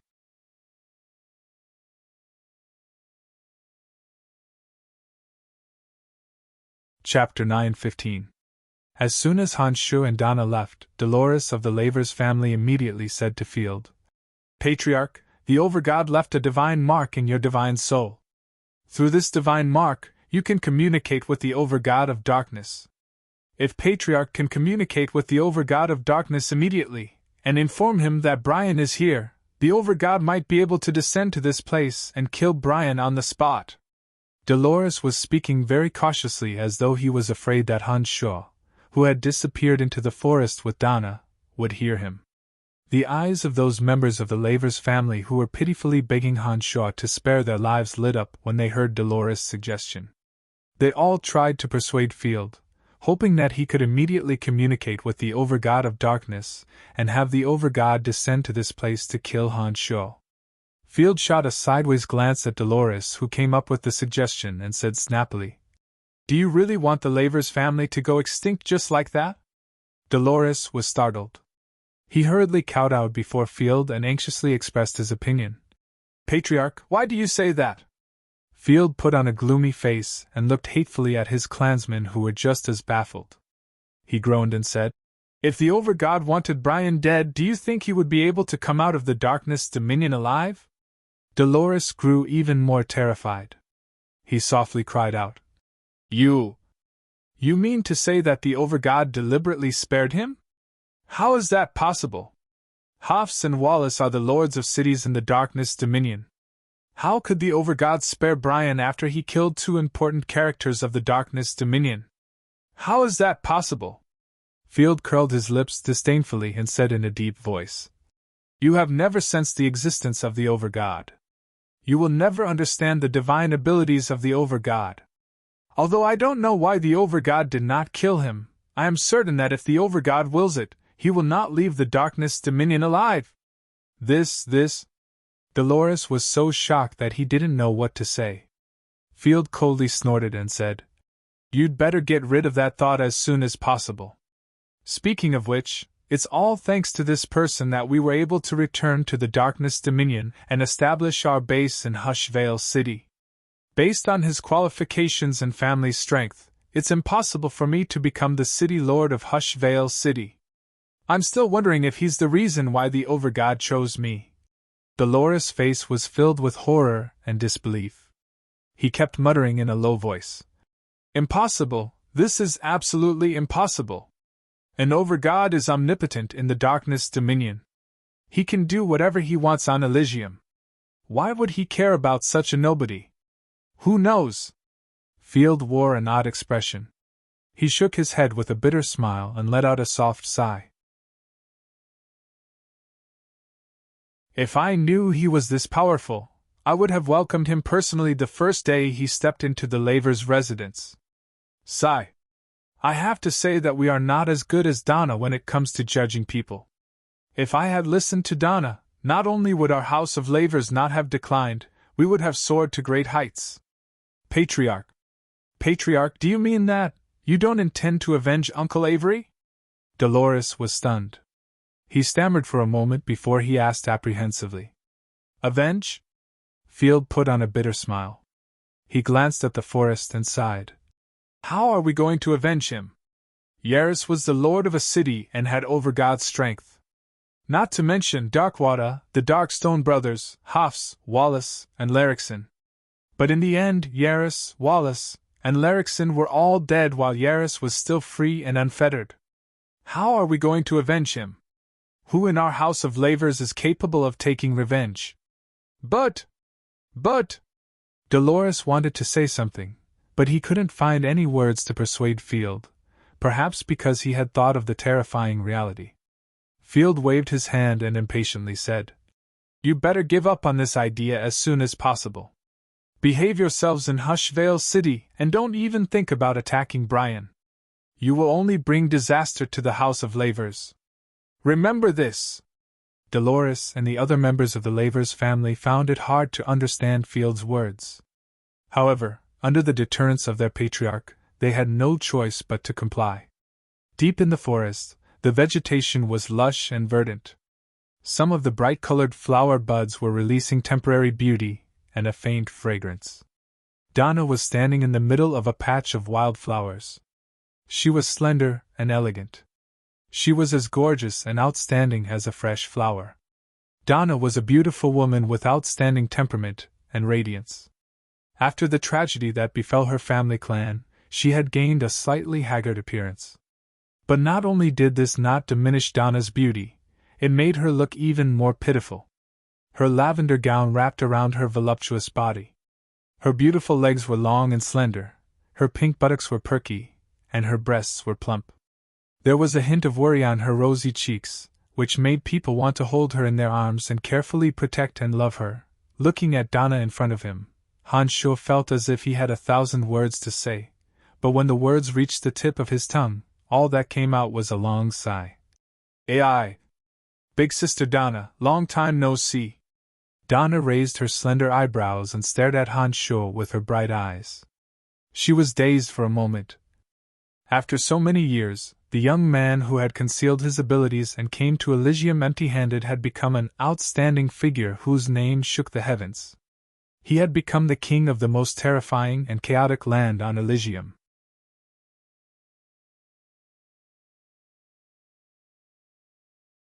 "He doesn't deserve you. We are friends. I can't just watch you jump into a sea of fire." As he spoke, Han Sho seemed to have found an excuse to convince himself. His face was full of righteousness. Donna stared at him without saying a word. She just looked at him silently. Under such a gaze, Han Sho suddenly felt guilty. He did not dare to look into Donna's eyes. He pretended to lower his head carelessly to avoid looking into Donna's eyes. After a long while, the corners of Donna's mouth curled into a spurious smile as she muttered to herself in a self-mocking manner. "What a righteous reason! Brian, when you killed him, didn't you have any selfish thoughts in your heart?" Han Sho's mind trembled as he suddenly recalled the exhilarating feeling he'd felt after he'd made his move. His entire body had relaxed after killing that person, and he'd felt that he'd managed to keep what belonged to him, and hadn't lost it to someone else. In his subconscious mind, his thoughts were completely selfish. "What? Did I see through your thoughts?" Donna sneered and said in a low voice, "Brian, you are the most selfish person in the world. Everything you did was just a pretense, and an excuse to help me. I don't believe that you didn't think about the disaster you would bring to my laver's family after killing him. But you still killed him. You didn't do it for me, you did it for yourself." For myself. Han Sho mumbled to himself. He then asked himself, "For myself what? What can I get out of it? In your heart, I belong to you alone. Even if you don't care about me, you won't allow anyone else to touch me." Donna suddenly took a step forward and grabbed Han Sho by the neck. She forced Han Sho to look into her eyes. Donna put on a fierce face and said hatefully, "Tell me, is that what you are thinking?" I don't know." This was the first time Han Sho was treated like this by a woman. He felt that he was at a complete disadvantage. He looked rather bewildered. Suddenly, Han Sho felt that his demonic infant was beating wildly. His Skybreak realm mind had become unstable. Even the demonic yuan in his body had become somewhat chaotic. Han Sho suddenly realized that the matter with Donna had become a demon in his heart. After a series of thoughts flashed through his mind, Han Sho's face turned fierce. He pulled Donna into his arms and said fiercely, "That's right, that's what I'm thinking. I don't want anyone to touch the woman I fancy. That's the kind of person I am. What do you want?" In an instant, Donna's eyes were brimming with tears. She used all her strength to hug Han Sho tightly. She buried her face in Han Sho's broad chest and cried bitterly. She had finally heard those words.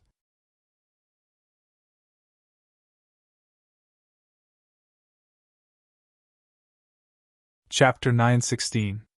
Han Sho had always refused to admit that he coveted Donna. He tried his best to avoid entangling himself too deeply with her.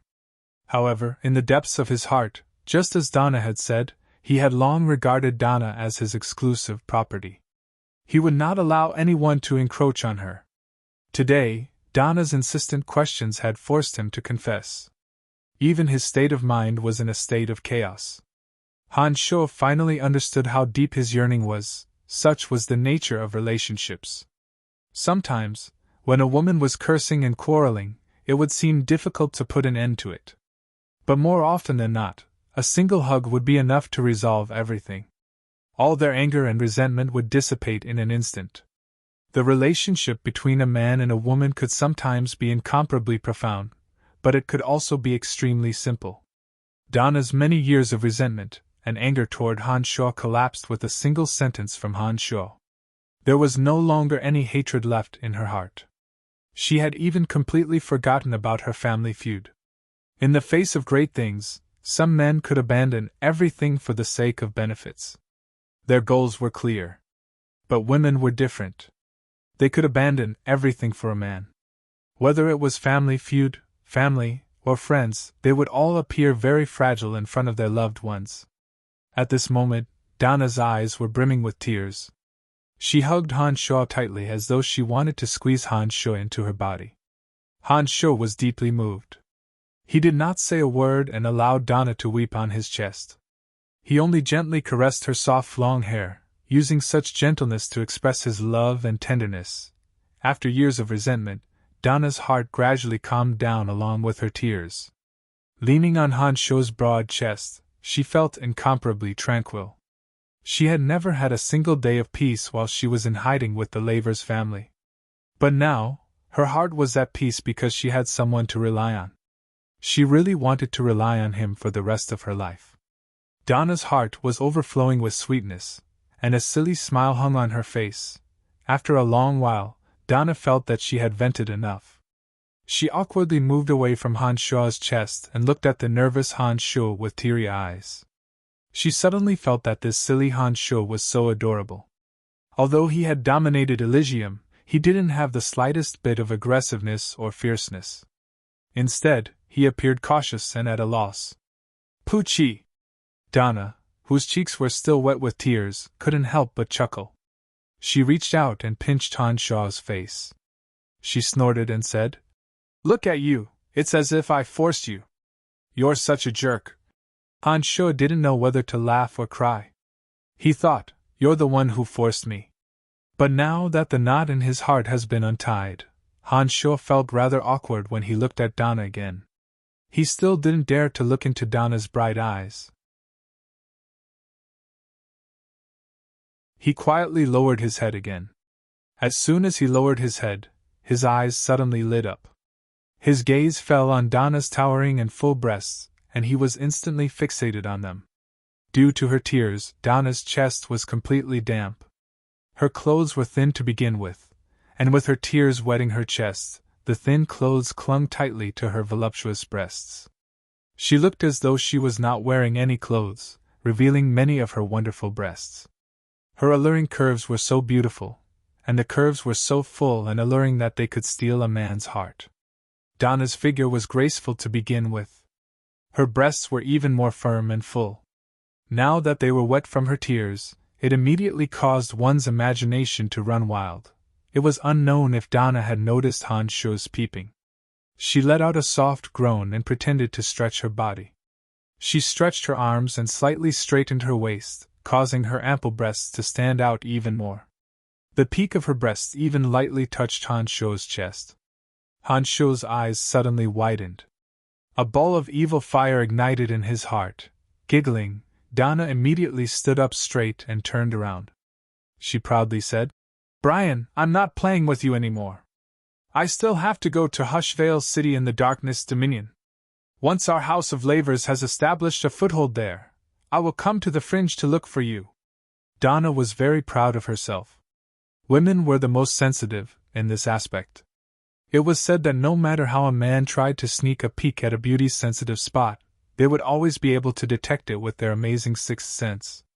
It was obvious that Donna had seen Han Sho's fiery gaze. She was very satisfied that she could make Han Sho's blood boil. She even played a little prank on Han Sho. Upon hearing that Donna was leaving, Han Sho immediately dispelled the wild thoughts in his mind. He hastily reached out and grabbed Donna. He creased his brows and asked, "You want to go to Hushvale City?" "Yes, I am a member of the House of Lavers. Now that the Overgod of Darkness has allowed my father to take over Hushvale City, this is a once-in-a-lifetime opportunity for our House of Lavers. We need to make use of this opportunity to bring our House of Lavers back to prominence. Sigh, but my family is already very weak and we don't have enough manpower. I cannot leave my father at this time." Donna sighed and explained to Han Sho helplessly. Then what about us?" Han Sho was stunned and asked tentatively. Donna put her hand on Han Sho's cheek and put on a sweet smile. She said gently, "I will look for you, but not now. Don't worry, you have ruined my life. I will never let you off. Hanshaw heaved a sigh of relief and said, Then I am truly relieved. All right, go do what you need to do. I know you are in the fringe. Once our House of Lavers can establish itself in Hushvale City, I will come and look for you. Donna smiled.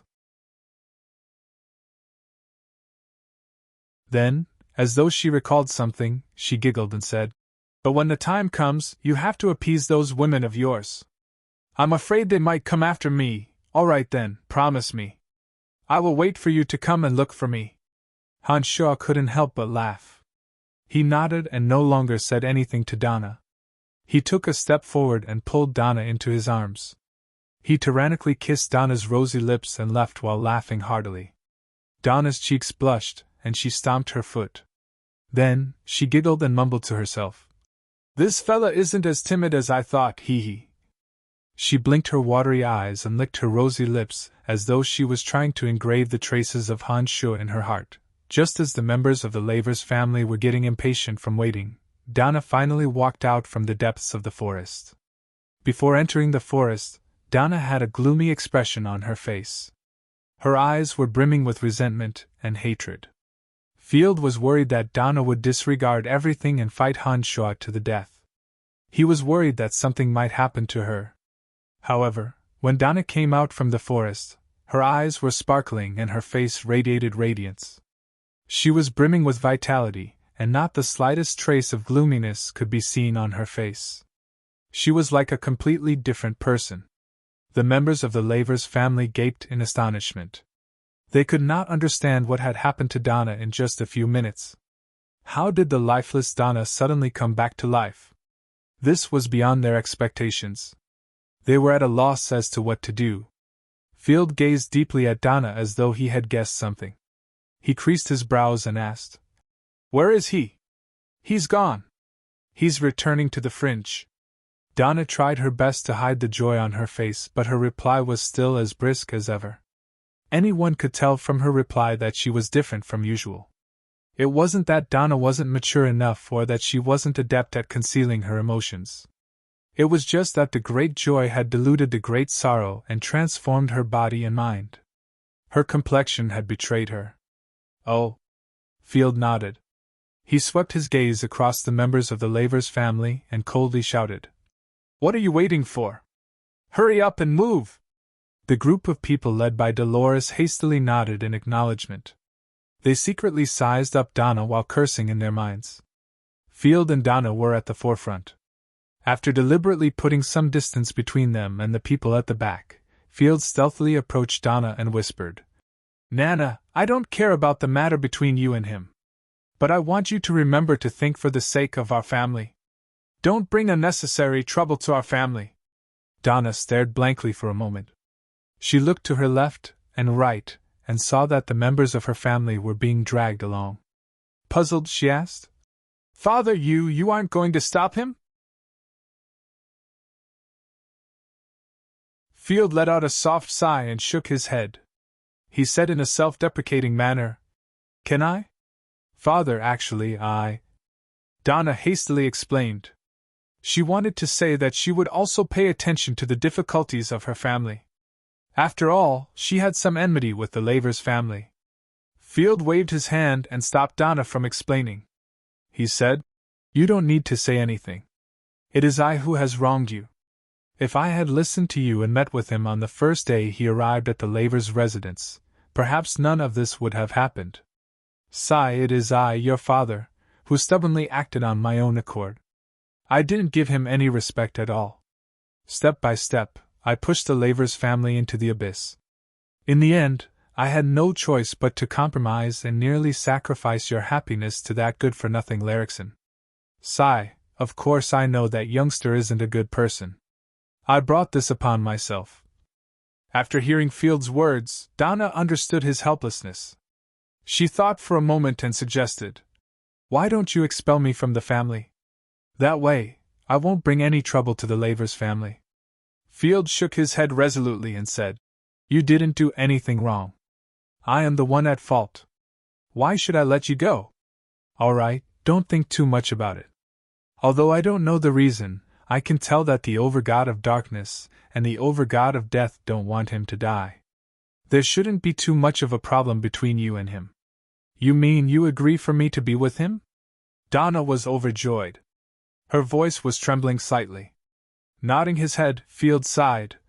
I've already borne too much from my family. I can be considered a competent leader, but I'm not a good father. Today, I will be a good father for once. I will temporarily cast aside the interests of the family. Thank you, Father! Thank you, Father! Donna didn't know what to say. She originally thought that after Han Shur killed Avery, the enmity between him and the family would be irreconcilable. She didn't expect that Field would not care about it.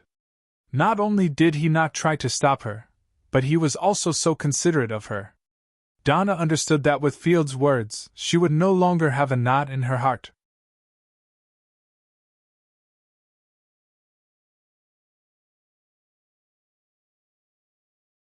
Chapter 9:17 Ethereal City in the Space Dominion.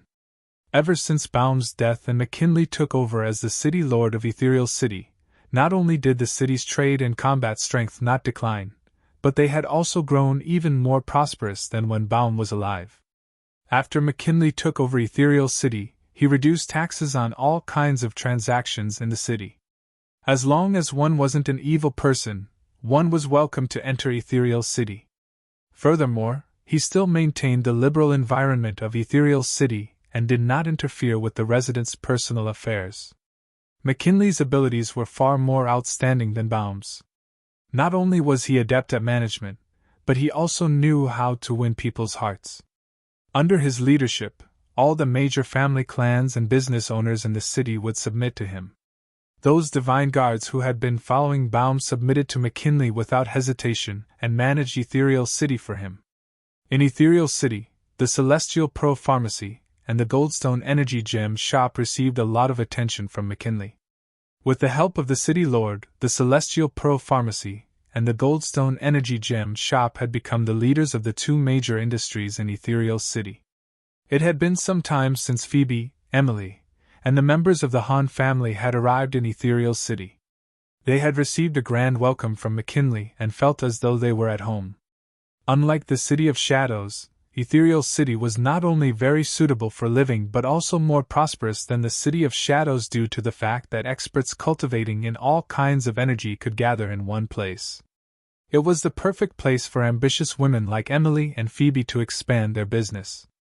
With McKinley's help as the City Lord and the wisdom of Emily and Phoebe, the Han family's Celestial Pro Pharmacy had developed rapidly.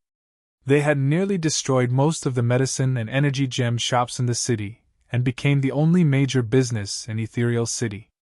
Inside the Celestial Pro Pharmacy, Phoebe, Emily, Sanguiner, and Ballins had gathered in a hall and were exchanging information about their recent gains. Ethereal City is a good place. However, it is said that the Fringe is where we should go. After all, we won't be staying here for long, so we don't need to invest too much energy here, said Statholm with a smile. During this period of time, the members of the Han family felt very comfortable.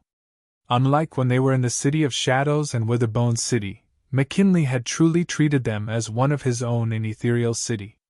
He protected them wholeheartedly, and did not harbor any ill intentions. Even the cunning old foxes of the Han family could sense that.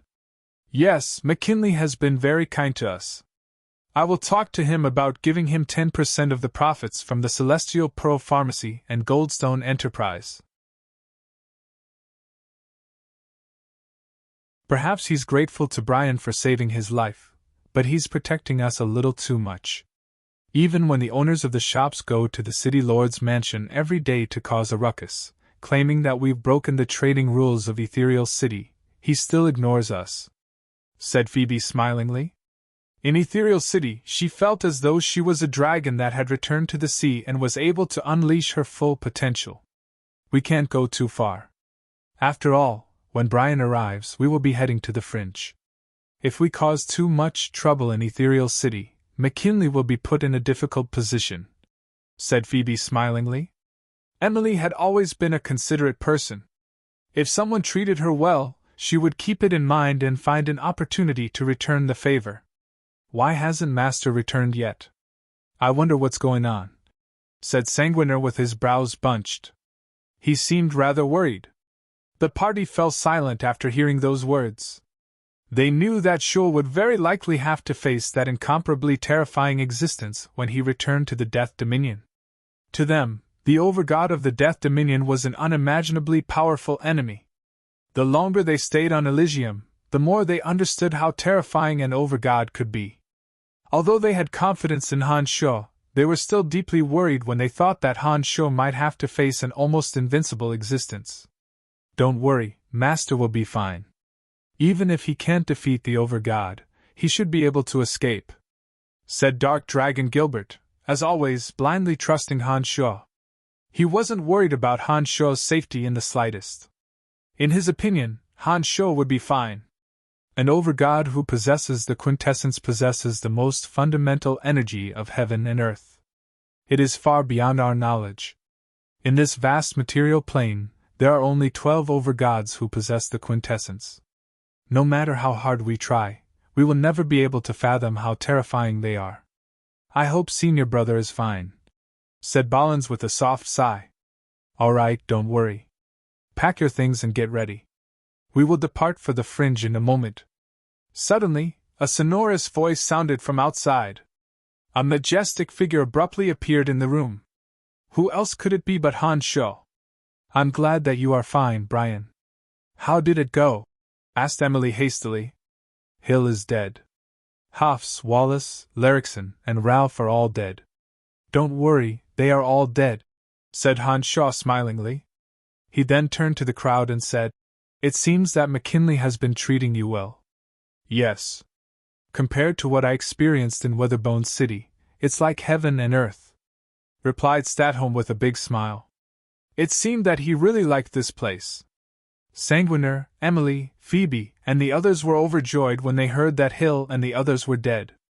To them, those people were the sworn enemies of the Han clan.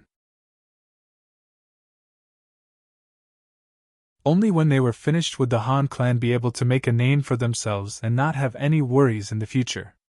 All right, get ready. I will be making a trip to McKinley's mansion. When I return, we will depart for the fringe. Haha, no matter how great Ethereal City is, it is still someone else's territory. Only the fringe is ours. I'm sure you will like the pandemonium, said Han Sho smilingly. Then, without waiting for them to reply, he vanished from the place. Ethereal City, inside the mansion of the City Lord. McKinley, who was meditating in the gymnasium, put on a bright smile when he saw Han Sho suddenly appearing in front of him. His face was filled with delight as he said, Brian, you have finally returned. McKinley had undergone a drastic transformation. The depression he had accumulated over the years had been swept away. He appeared to be in high spirits. It seemed that he was very satisfied with his life as the City Lord of Ethereal City. Haha, you are doing well, old fella. It seems that your strength has improved again. How is it? When will you become an Overgod? Han Sho joked. Han Sho and McKinley had spent a lot of time together over the past few years. Although the two did not meet often, as the fringe was very close to Ethereal City, they frequently exchanged letters. Han Sho knew about McKinley's situation very well, and McKinley also knew about Han Sho's big moves in the fringe. No matter how much my strength has improved, I won't be as fast as you. McKinley laughed heartily. He shook his head and said in a somewhat angry manner, You were so weak back on Profound Continent. But as soon as you arrived on Elysium, you showed off your abilities. To think that you would reach such a realm in less than 100 years. I really wonder what kind of monster you are. I will be bringing my people to the fringe soon. How is the item you promised me coming along? Asked Han Sho after blinking his eyes. I have long since prepared it for you. McKinley laughed involuntarily. A space ring flew towards Han Sho. Magical mirror, teleportation scroll, space-time lock, and... McKinley smilingly explained to Han Sho how to use the space ring. The magical mirror could allow people to communicate with each other across long distances. It was very useful for Han Shaw to gather intelligence in the fringe. The teleportation scroll was a life-saving treasure that could allow one to tear through space and escape in an instant. Although Han Shaw did not need it, the important members of the Han family would have a much higher chance of survival if they had the scroll. As for the space-time lock, as the name suggested, it could freeze space. Most experts who cultivated in the Edict of Space would have the means to tear through space and escape.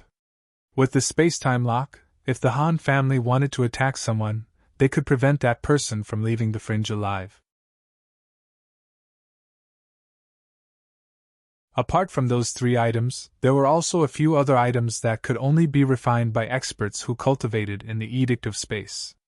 To Han Shaw, those items were very useful. Han Shaw had asked McKinley to refine them for him. Not bad at all. Haha, thank you. Han Shaw scanned through the space ring and discovered that there were dozens of magical mirrors, a dozen or so teleportation scrolls, space freezing locks, and a few other miscellaneous gadgets.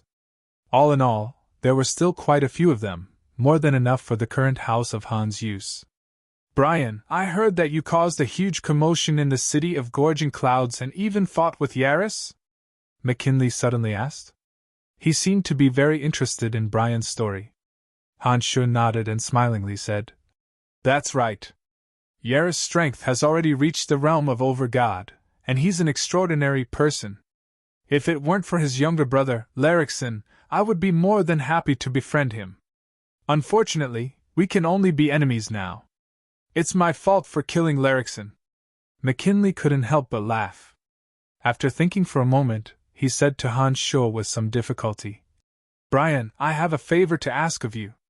Han Shaw was taken aback, but he soon smiled and said, We're so close. Just tell me what you need. Even if I have to help you commit murder or arson, I don't mind. Upon hearing those words, McKinley's eyes were filled with gratitude. After a moment of silence, he said, As you know, my divine body and divine soul were separated because of Jar, one of the 3 keepers of the light. Brian, I want to take revenge. I hope that you can help me. Jar was one of the 3 keepers of the God of Light's domain, and the most devout believer of the God of Light. He possessed late-stage high god strength many years ago. McKinley obviously wasn't a match for Jar in a one-on-one fight.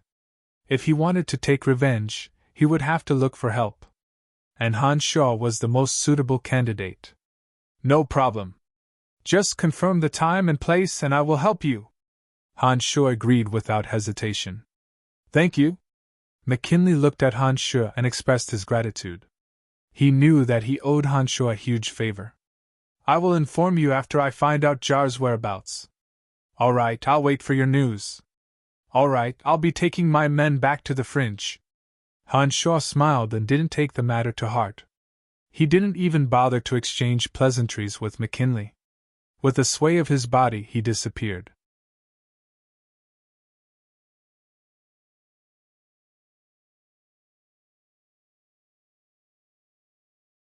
Chapter 9:18. The fringe did not change much because of Han Shaw's emergence. Fighting, killing, and pillaging were still the main themes of the fringe. On the outskirts of the fringe, small-scale and large-scale battles never ceased. As soon as Han Shaw and the Han family appeared in the fringe, they attracted the attention of many forces. But as soon as they noticed Han Shaw among the crowd, those forces immediately became quiet and fled as far as they could. In the fringe, Han Shaw had become a well-known figure that no one dared to provoke. Sandwis, Balans, and Gilbert, the 3 of them loved to fight. They were like dragons returning to the sea after arriving at the fringe. From time to time, they would leave the main force and wander around alone. Every time they returned, they would be covered in wounds. All 3 of them were cultivators of demonic arts. They knew that if they wanted to improve their strength in the shortest time possible, they would have to temper themselves through repeated battles. The fringe was the perfect place for them to do so. After they left Han Shaw, the 3 of them would sometimes travel together, and sometimes they would separate. They would look for small forces that weren't particularly strong to attack, and use their enemies' deaths to sharpen their strength. Han Shuo allowed them to do as they pleased because he knew that the three of them possessed decent strength and were cunning. Even in the fringe, they wouldn't suffer too much. Their injuries weren't particularly serious, and they would recover in a day or two. In the beginning, the three of them went out alone. Later on, they gradually brought along some of the Han clan's guards. The Han clan's guards had been tempered for a long time and were not easy to deal with. Once there were more of them, and with the three of them commanding them, many forces along the way were killed. Later on, when many forces saw them approaching, they would hide far away. The fringe isn't as scary as I thought. I didn't encounter any powerful enemies along the way. Sanguiner had been in high spirits for the past few days. Having single-handedly killed a mid-stage high god for the first time, his confidence had swelled to an unprecedented level. He even became somewhat arrogant. Haha, we are too strong. But the fringe sure is a chaotic place. Every time we walk, we will see a great battle. Those guys are more ferocious than the next. This place is really interesting. It suits our Han family very well. Gilbert was also very excited. In this place, he could unleash all of his energy and improve himself by killing. Obviously, he liked the fringe a lot. Only Balins wasn't as confident as the other two. He coldly glanced at the two and said, "The fringe is famous for being a chaotic place on Elysium. All kinds of fiends from the 12 dominions are gathered here. The 5 sovereigns definitely live up to their reputation." The reason why we haven't encountered any real enemies is that we have yet to venture into the heart of the fringe. Another reason is that the real major forces more or less know about our origins. They are wary of my senior brother's strength, and dare not make a move on us. You too, don't be so full of yourself and think that the fringe is an easy place to deal with. Ever since Sanguiner and Gilbert nearly killed Shatio for his sake in Witherbone City, Balins had regarded the two as his most trustworthy friends. Otherwise, Balins wouldn't have spoken so much to them. If it were anyone else, he would at most let out a cold groan. Sanguiner and Gilbert knew that this was Balins's personality. They never thought that there was anything wrong with his attitude. After hearing those words, Sanguiner put on a mischievous smile and said, "You do have a point, old man. But I believe that apart from the 4 sovereigns, there shouldn't be any other powerful forces in the fringe. In my opinion, even without Master's name, we can still establish our own foothold in the fringe." That's right. The leaders of the smaller forces are only early-stage high gods. The 3 of us, together with 50 guards, will be able to make a name for ourselves in the fringe. Why don't we head to the Amphilas alone? I believe that we can reach there without using Master's power, suggested Gilbert excitedly after hearing Sanguiner's words. Sanguiner's eyes lit up and he replied, "That's right. We can head there first. With Master taking care of us, the matriarchs and those old geezers will be fine. No, if anything goes wrong, I won't be able to answer to senior brother." Balins frowned, and without thinking, he straightforwardly refused. Old man, don't be so pedantic. We will be fine. Come on, let's go. We will head to the Amphilas and wait for them. After all, we have already asked them about the general location. Laughed Sanguiner and took the lead. He didn't seem to care about the dangers ahead of him. Gilbert snickered and went over to tug at Balins, saying, "It's all right, Master definitely won't blame us. The fringe isn't that bad after all. Hurry up, don't spoil everyone's mood." As he spoke, he dragged Balins along, ignoring Balins' grim expression. If it weren't for Sanguiner and Gilbert standing up for him in Witherbone City, Balins would have decisively refused and would have led them back to the main army. But now that Balins had considered Sanguiner and Gilbert as the most trustworthy people apart from Han Shuo, Balins didn't want to spoil their fun. After hesitating for a moment, under Gilbert's tugging, he acquiesced to the duo's decision. But in his heart, he felt that it was inappropriate to do so. Sanguiner, Gilbert, and Balins, along with 50 Han family guards, left the main army of the Han family and headed towards the Amphilas. In the beginning, The enemies they encountered were small forces led by early-stage and mid-stage high gods. With Sandwith's, Balin's, and Gilbert's combined strength, as well as the terrifying strength of the House of Han guards, the three of them were able to rampage their way through. There weren't many forces that could contend against them. Sandwith and Gilbert were in high spirits along the way. They had forgotten the fact that the deeper they went, the more dangerous it would be. They shouted as they charged towards the center of the fringe, hoping to enter the Amphilas as soon as possible. However, when they were far from the main army of the Han family, some of the major forces in the Amphilas were unaware of their identities as well as Han Shuo's. On top of that, they had deliberately cut off their relationship with the Han family, and did not intend to make use of Han Shuo's strength. Gradually, some of the more ferocious great leaders began to notice them. Finally, a late-stage high god led by a late-stage high god stopped them halfway up a mountain peak. Moreover, there was more than one late-stage high god. One was a late-stage high god of death, one was a late-stage high god of wind, and several mid-stage and early-stage high gods. There were also a group of mid-stage and late-stage mid-gods. The overall strength of this force far exceeded that of Sanguiner, Balin's, and Gilbert. Hee, you have been killing to your heart's content, haven't you? Hee, you even dared to touch Lord Logue's subordinates. You really don't know how to spell the word death. The late-stage high god of death sneered. Looking at Sanguiner, Gilbert, and the others who were heavily surrounded, he shouted. You have two choices before you. Either you surrender and become Lord Logue's followers, or you die. It was at this moment that Sanguiner and Gilbert realized that the fringe was not like the darkness and death dominions. Experts were as common as the clouds in the sky. Moreover, every one of them was unreasonable and heartless. As soon as one fell into a disadvantageous position, they would pounce on one and tear one to shreds. Sanguiner was confident that he could kill an expert with mid-stage high god's strength. However, he also knew that against a late-stage high god, he wouldn't stand a chance. The enemy, on the other hand, had not only two late-stage high gods, but also 6 or 7 experts of the other two realms. Such a force was not something that they could handle. Sanguiner and Gilbert exchanged glances with each other. They finally regretted looking down on the heroes of the world. Friend, we are from the Han family of Pandemonium.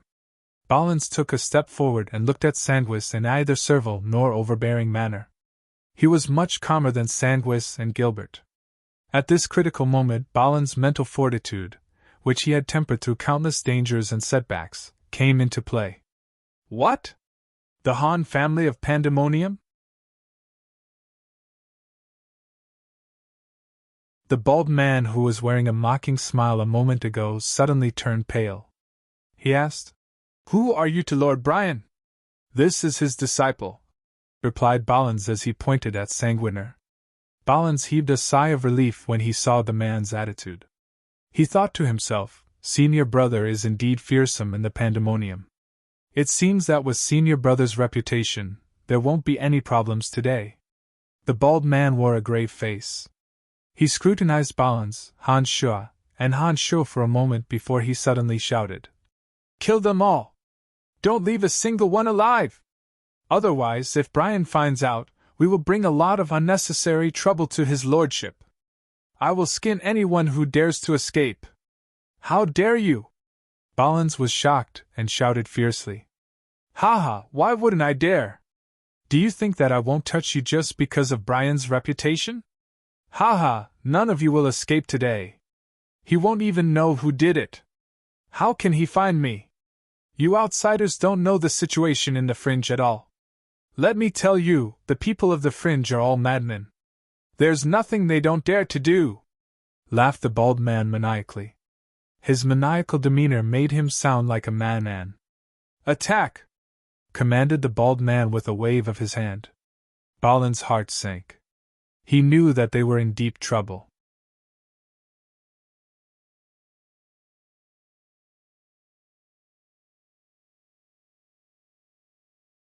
Chapter 9:19.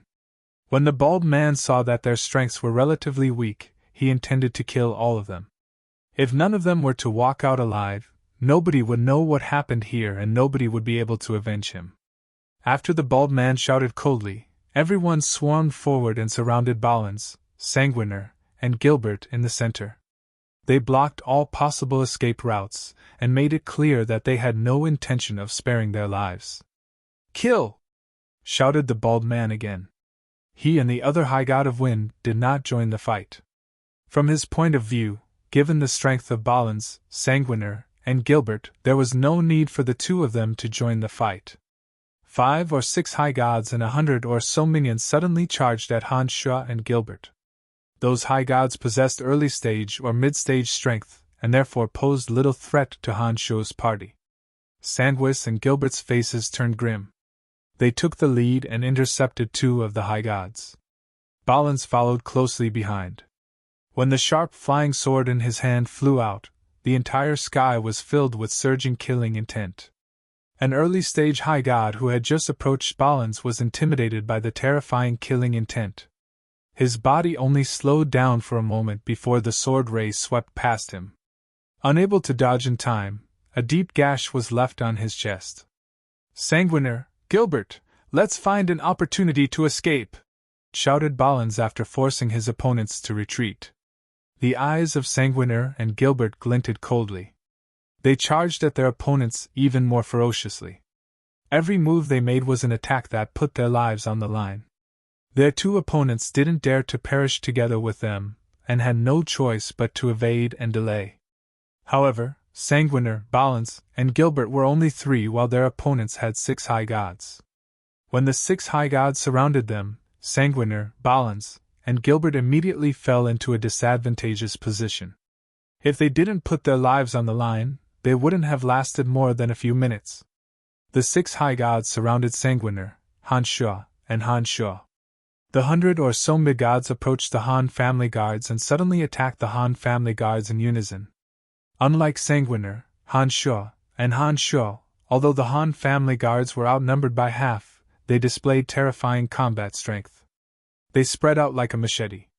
Not only did they evade many attacks in an instant, but they also attacked in groups of 3 to 5, inflicting heavy casualties on their opponents.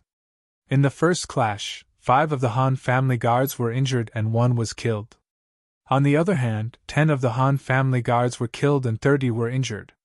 Although the Han family guards were all mid-gods and weaker than their opponents, they were able to gain the upper hand in a single attack. Such an achievement caused the bald man who had been observing coldly from the sidelines to jolt. He suddenly shouted, "2 of you, get rid of those guards!" The 6 High Gods that were besieging Sanguiner, Balins, and Gilbert immediately realized that their subordinates had failed when they heard the bald man's shout. 2 of them hastily rushed towards the Han family guards. One of them was an early-stage High God while the other was a mid-stage High God. As soon as the 2 joined the battle, they immediately reversed the situation. The Han family guards, who had the upper hand, were now on the passive side. The number of casualties gradually increased. The pressure on Sanguiner, Han Sha, and Han Sha was greatly relieved. Originally, if the 6 of them had joined hands, Sanguiner, Balins, and Han Sha wouldn't have been able to escape if they hadn't used their escape arts. However, because there were 2 of them, they only suffered some injuries and escaped the fate of being killed. However, it was apparent that the bald man who was observing the battle didn't want to prolong it. When he saw that his subordinates weren't able to finish off the Han family guards immediately, he couldn't help but sneer. Just as the outside world has said, the Han family cannot be underestimated. Humph, even so, you won't be able to escape. As he spoke, another High God of Wind slowly approached Balins, Sanguiner, and Gilbert. They planned to finish off the battle as quickly as possible. When Balins saw that the other 2 High Gods couldn't help but intervene, he hastily shouted, "Sanguiner, let's go! If we don't leave now, we won't be able to." "But what about them?" Sanguiner turned to look at the Han family guards behind him. His scarlet eyes were filled with reluctance. "Pff." In a moment of carelessness, Sanguiner's chest was pierced by a bone spear. Fresh blood immediately flowed from the wound. "Only when we leave can they be avenged." When Balins saw that Sanguiner was hesitating, he grew anxious. He saw that the bald man was already closing in on them. If he delayed any longer, he might not even have the chance to use the escape art. Trying to run? You won't get away! The bald man laughed heartily. As he spoke, he had already closed in on them and was about to attack.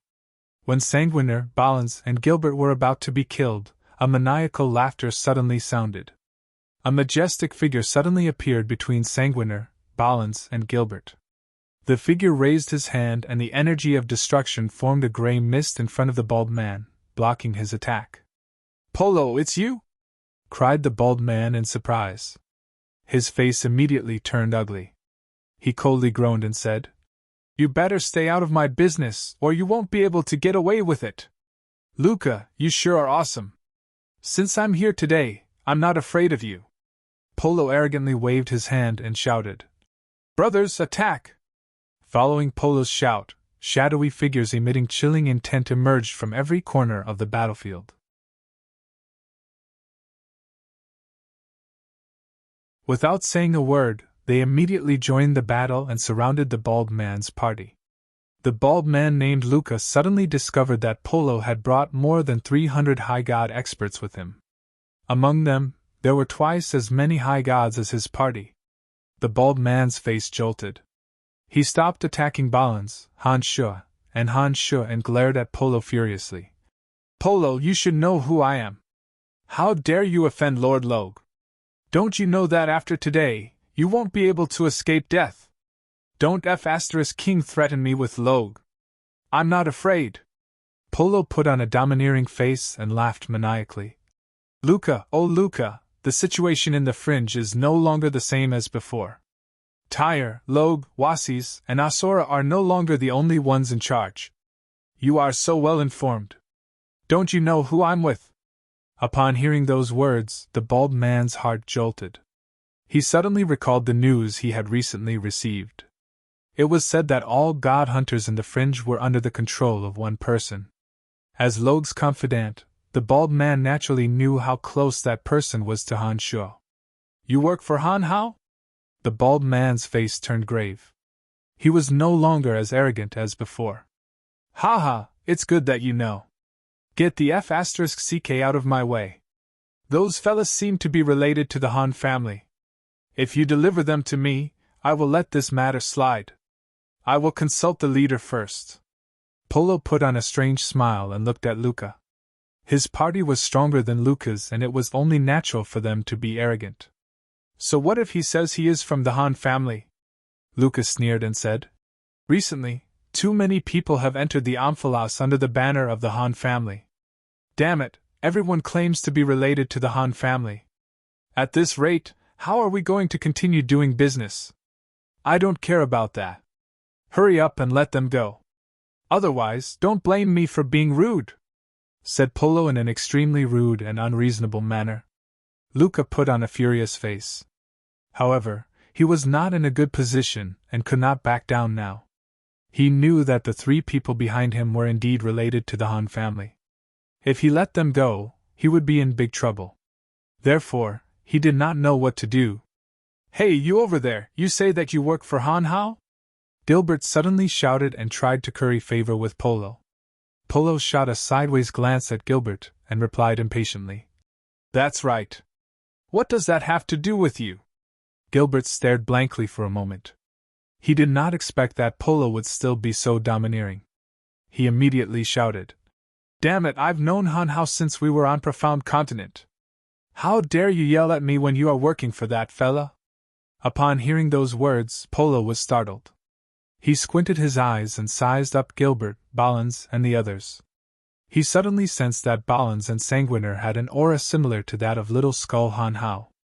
Polo's heart skipped a beat.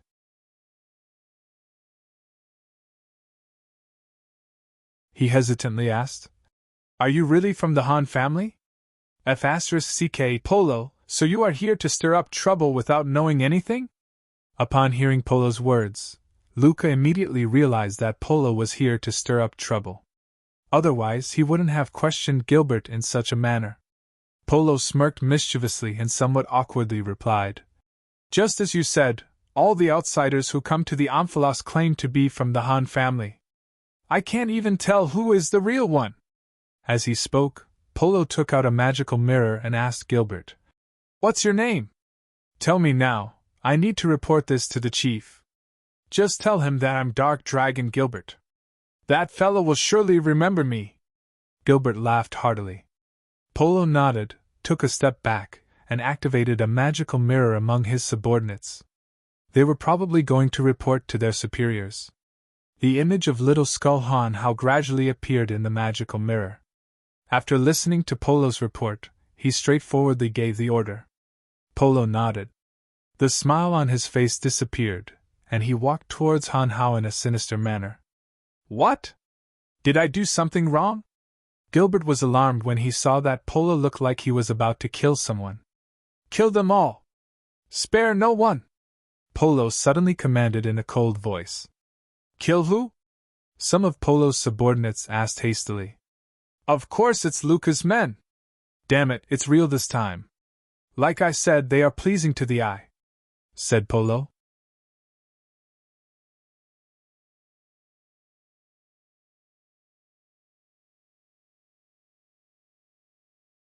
Chapter 9:20.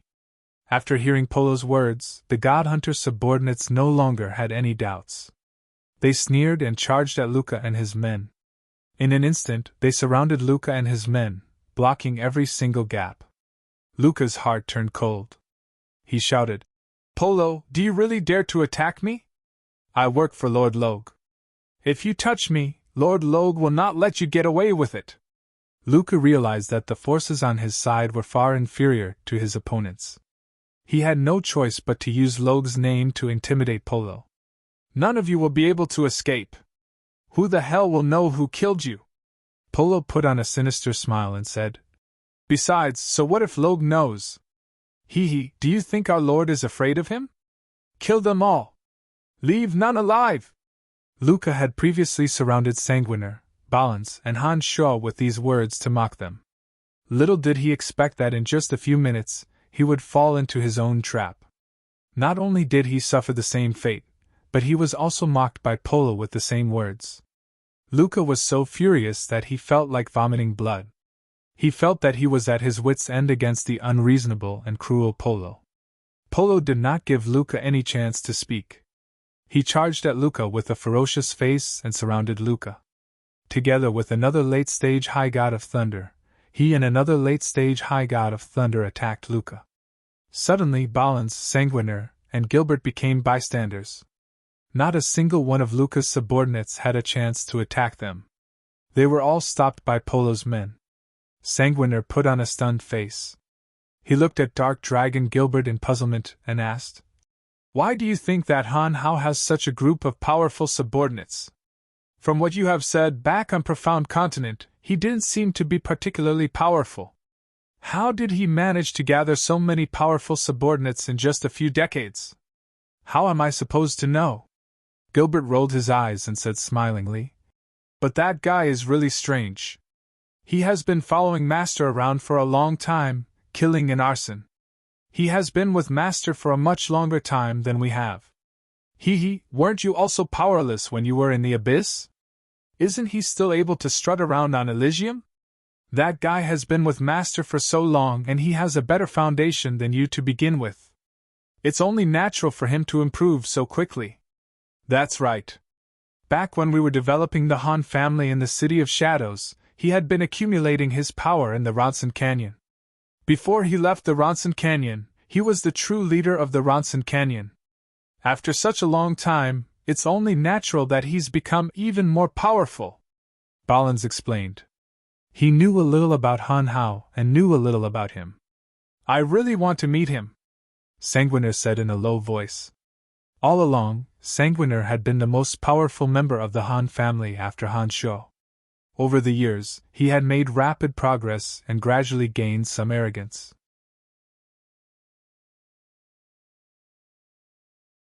But now, with the addition of Han Hao, whether it was in terms of strength or prestige, he seemed to be vaguely suppressing him. As they were both youngsters, it was only natural for him to feel a little indignant. It was only natural that he would want to spar with Sanguiner. Balins and Gilbert looked at Sanguiner in amusement, and did not say anything. However, they both understood that although Sanguiner had made rapid progress in the Han family, he would have no chance of winning against Little Skull Han Hao. He would be asking for trouble.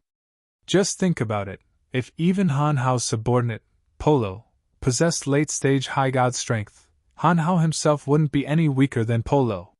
From this, it could be seen that Sanguiner had no chance of winning against Han Hao at this moment. He would only be asking to be humiliated. While Balins, Gilbert, and Sanguiner were discussing in low voices, Luca's subordinates were wailing like ghosts and howling like wolves. They were utterly routed by Polo's god hunters. In just a few moments, they had suffered disastrous losses. Sanguiner, Gilbert, have you noticed that these god hunters seem to be very familiar with each other's teamwork? Balins suddenly asked. Sanguiner and Gilbert stared blankly for a moment. They bunched their brows and carefully observed for a moment before they nodded. Polo's god hunters were obviously different from Luca's subordinates. They actually knew how to cooperate with each other. It was obvious that they had gone through training in demonic formations.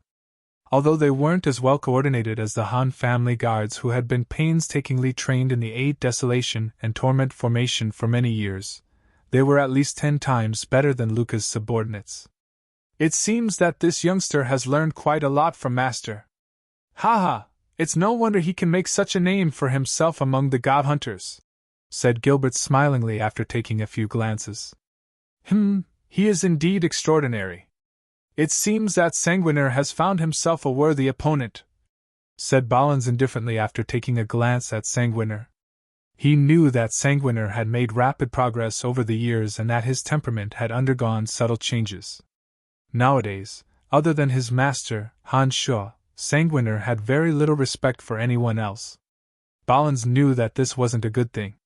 However, it wouldn't be a bad thing if Sanguiner could set a good example for him.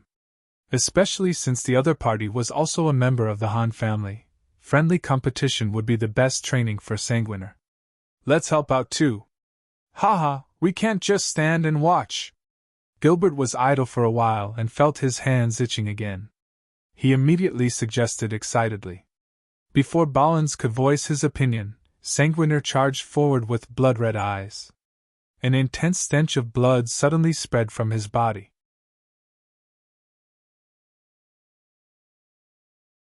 Under the immense pressure from Little Skull Han Hao, Sanguiner's fighting spirit seemed to have been stimulated, and he seemed to have made some sort of breakthrough in his blood god mantra cultivation. Holy shit, Sanguiner has gone insane! That bloody stench just now was extremely pungent. Don't tell me he has made another breakthrough? Exclaimed Gilbert in surprise. He was the most familiar with Sanguiner, and the two of them were standing very close to each other. He immediately sensed the even more intense stench of blood coming from Sanguiner's body. Balins nodded his head in satisfaction. A rare smile appeared on his face as he said, Sanguiner is indeed powerful. Based on his rate of improvement, I think he will surpass Han Hao sooner or later. That will be difficult. Haha, you haven't seen Han Hao. That guy is even more terrifying. He is even colder and more inhumane than you. Although Sanguiner has made rapid progress, I think he is far from Han Hao in terms of mental cultivation. Han Hao is the real cold-blooded one. Gilbert thought for a while. He felt that compared to Little Skull, Sanguiner seemed to be lacking something. I really want to meet him. Balins nodded his head. It seemed that he was also very curious about Little Skull Han Hao. Let's do it. Kill all these guys. Gilbert did not waste any more words. He called out to Balins and charged towards Luca's men.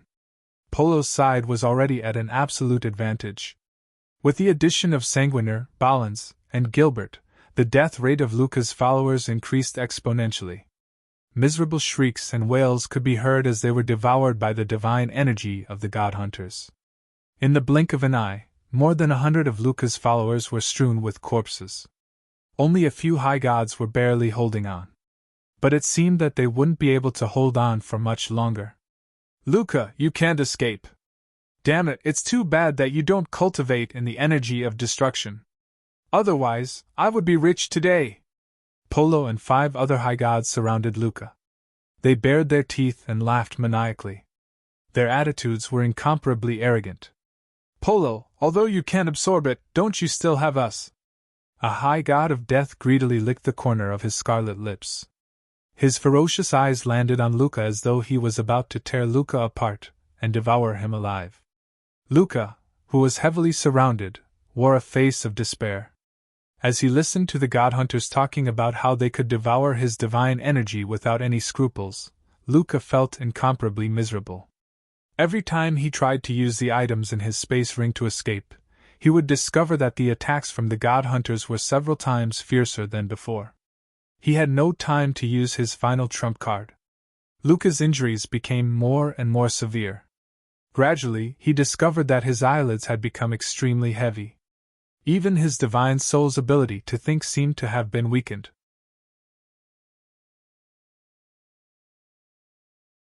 Poison, you have the upper hand, and yet you still use poison? Luca felt as though his body was filled with lead. He couldn't even die together with his enemies. He looked at Polo, who was wearing a sneer on his face, and shouted, "Despicable and shameless! You will die a horrible death! With your strength and realm, we will have to pay a price if we want to kill you using normal methods.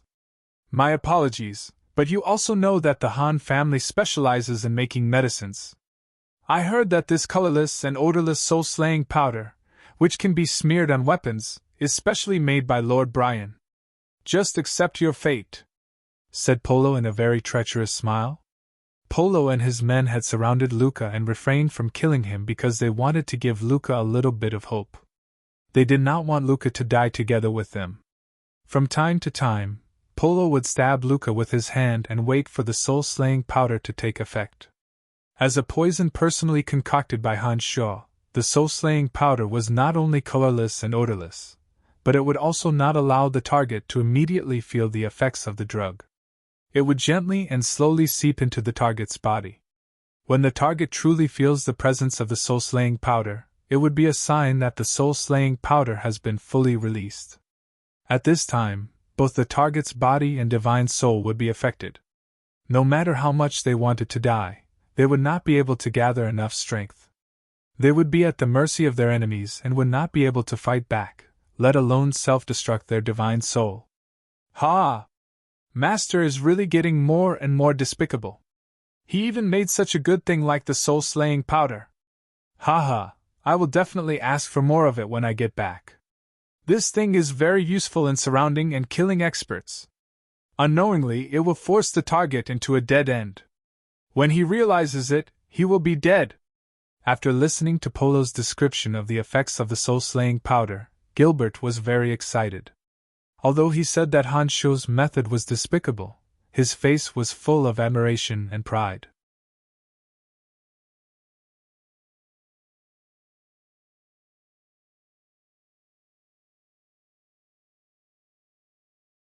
Chapter 9:21.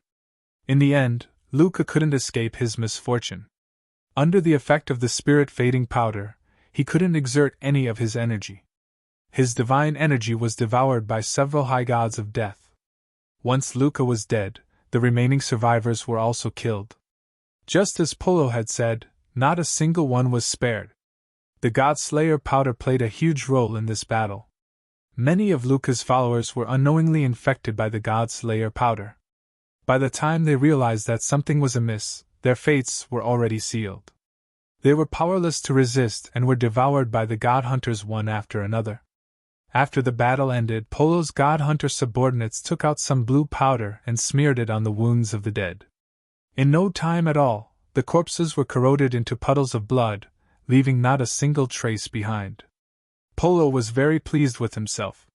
He smilingly explained to Gilbert, Han Hao, and Han Hao. Haha, it's all thanks to the Celestial Pearl Pharmacy's special medicines. Ballins glanced at the corroded corpses, nodded indifferently, and said, "We would like to meet Han Hao. Chief isn't in this direction. It won't be convenient for you to meet him for the time being. But since you are going to the Amphilas, you will have the opportunity to meet him." From Little Skull's order, Polo learned that Gilbert and his party were indeed from the Han family. Therefore, Polo appeared very friendly. All right then. Thank you for today's matter. Balins did not insist and thanked him indifferently. You're welcome. Hee, we're all family. Don't stand on ceremony. Polo knew very well the relationship between Han Hao and the Han family. He had subconsciously regarded himself as a peripheral member of the Han family.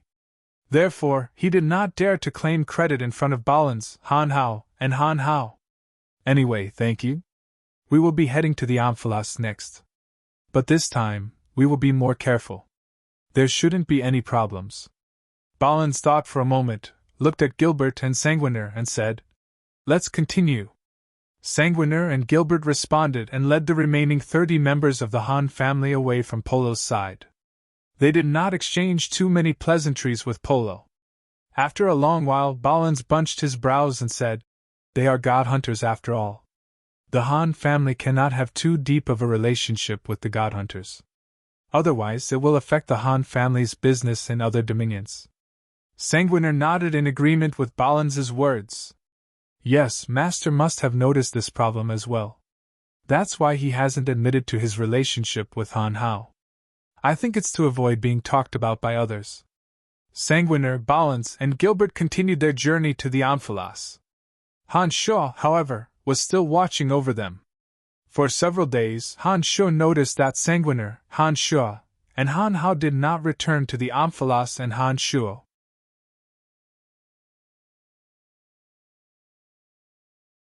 Han Shuo began to worry that they might be in danger. Within a certain range, Han Shuo could sense the general location of Sanguiner, Gilbert, and Balins. But if they were too far away from Han Shuo would not be able to sense them. And now, the distance between Sanguiner, Gilbert, and Han Shuo was far beyond what Han Shuo could sense. Although Han Shuo believed in the strength of Balins, Sanguiner, and Gilbert, he was still in the fringe. Not a single fiend from the 12 dominions was to be trifled with. The fringe was a place of constant warfare and bloodthirsty experts. Even for Sanguiner, Balins, and Han Shuo would be in danger. 2 days later, when Han Shuo discovered that Balins, Gilbert, and Han Shuo had yet to return, he started to feel a little anxious. Just as he was about to do something, he suddenly received a signal. With one thought, a demon general flew out and landed on the northwest side of the army. The demon general assumed the appearance of Han Shuo. He looked at a god hunter prostrating on the ground and asked, What's the matter? This little skull, Han Hao's confidant, did not say a word. He respectfully took out a scroll and handed it to Han Shuo. After reading the scroll, Han Shuo immediately understood what had happened to Sanguiner, Gilbert, and Han Shuo. After reading the contents of the scroll, Han Shuo incinerated it, and the demon general vanished. In the middle of the Han family army, Han Shuo bunched his brows and mumbled to himself. Did that Luca guy act on his own or did he act on Logue's orders? The fringe boneyard. White bones were scattered all over the place. Some wraiths wandered aimlessly around the boneyard. The dense element of death lingered in the boneyard like a faint mist. Those who cultivated in the energy of death would be able to make rapid progress in this place. They would also be able to exert their strength to the fullest. In the boneyard, there was a castle built purely from white bones. Logue, one of the 5 sovereigns, lived in that eerie white castle. At this moment, Logue was sitting on an enormous throne of bones with a sinister face, listening to the report of one of his subordinates. Luca has gone missing. There's no news of him at all. We couldn't even find a trace of him in the area where he was active, reported the burly man who cultivated in the energy of death to Logue on one knee. Luca must have been killed, Logue coldly groaned. Roger's face was gloomy. He snorted coldly and sat up straight, saying, Those brats are definitely not Luca's match. There must be someone else involved. Brian is getting more and more out of hand. It seems that we have to take action soon. My lord, ever since this man came to the fringe, many rules have been broken. We can't let this go on.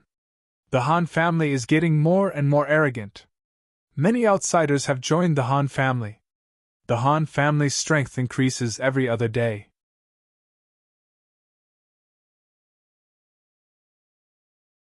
The longer this drags on, the harder it will be to deal with them," said the burly man solemnly. Logue coldly groaned again, waved his hand, and said, "You may leave. I have my own plans." As soon as the burly man left, Logue immediately put on a friendly smile. He raised his head to look at the sky above Boneyard and said, "I have been waiting for you for a while."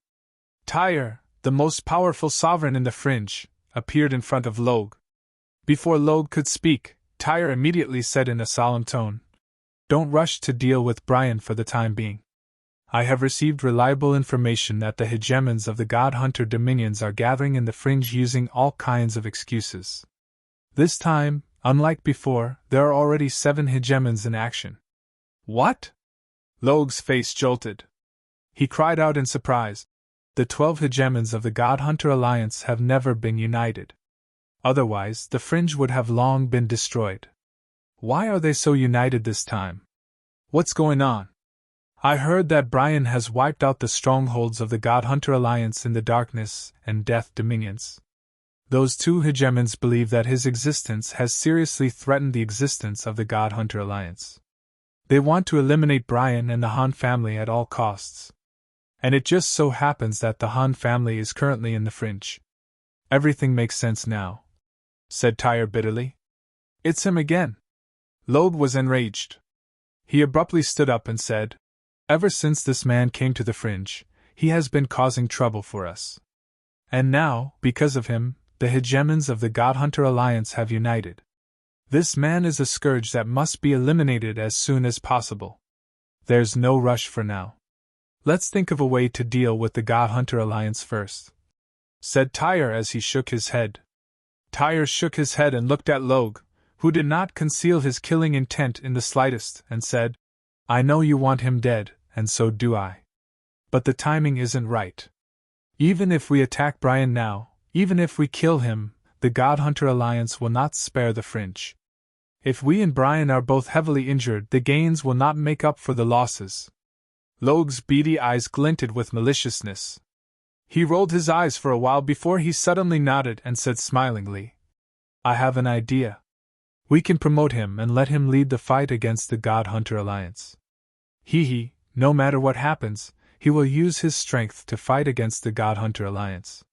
If he is killed by the God Hunter Alliance, that will be for the best. But if both sides are heavily injured, the 2 of us will join forces to kill him. No matter what, we can't let him live." "That's a good idea." Tyre chuckled mischievously.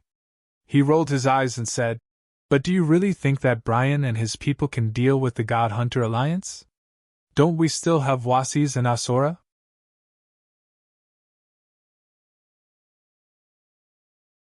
Logue put on a sinister smile and said, "All we have to do is to let the 3 of them take the vanguard first.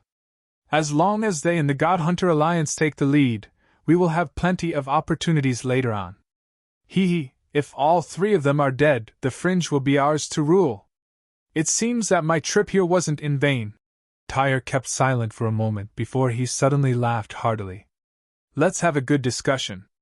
With our spies and connections in the Fringe, we will surely be able to let the 3 of them take the lead." Logue put on a sinister smile and continued, "Whether it's Brian, Asura, or Wasis, aren't they all trying to replace you? Tyre, as long as the 2 of us handle this operation against the God Hunter Alliance, we'll split the east and west sides of the Fringe. Let's have a good discussion." Tyre lowered his voice and discussed some details with Logue in a low voice. A day later, Tyre left Audiobook with a smile on his face. He deployed layers of barriers in the dark and opened a magical mirror. The magical mirror distorted and gradually revealed a face that Han Shaw was familiar with, Daka, one of the hegemons of the God Hunter Alliance. "Big brother, this is what happened." Tyre's expression relaxed as he recounted the details of his discussion with Logue in front of the magical mirror. Daka nodded repeatedly in the magical mirror. After a while, he smiled and said, "After this battle, I will be in control of the God Hunter Alliance, and you will truly be in control of the Fringe. When that happens, we brothers will work together to break through Eternia and snatch the quintessence." "Haha, Logue, don't blame me for killing you first." Tyre laughed heartily.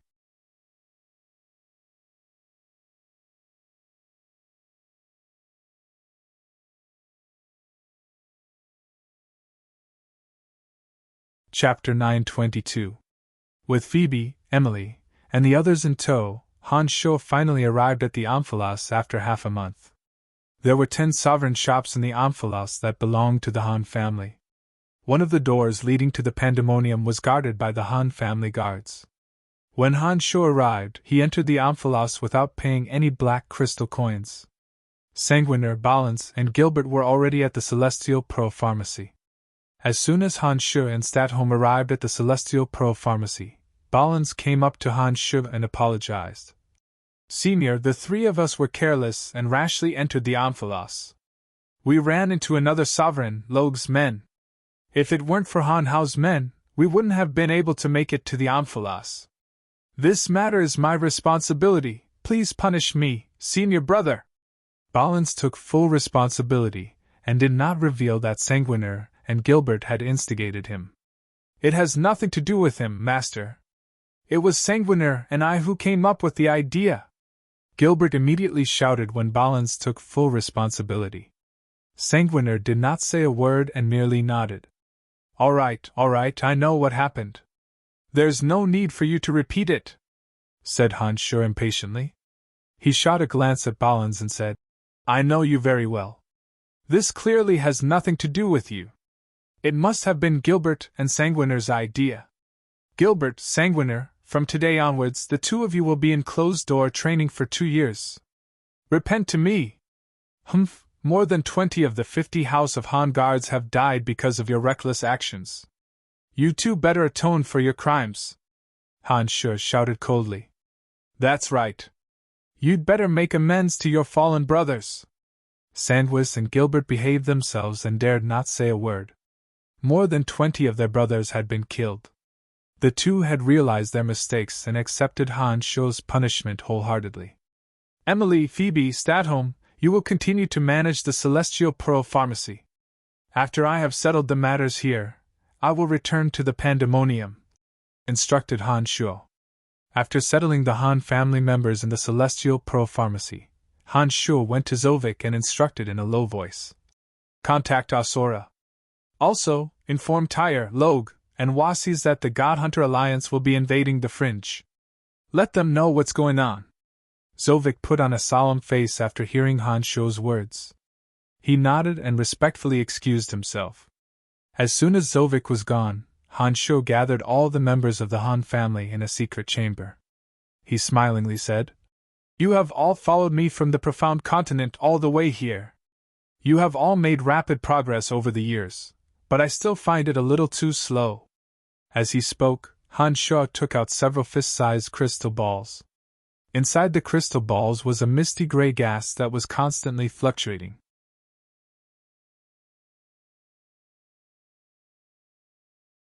When the crowd released their divine souls, they could clearly sense a faint soul energy from the crystal balls.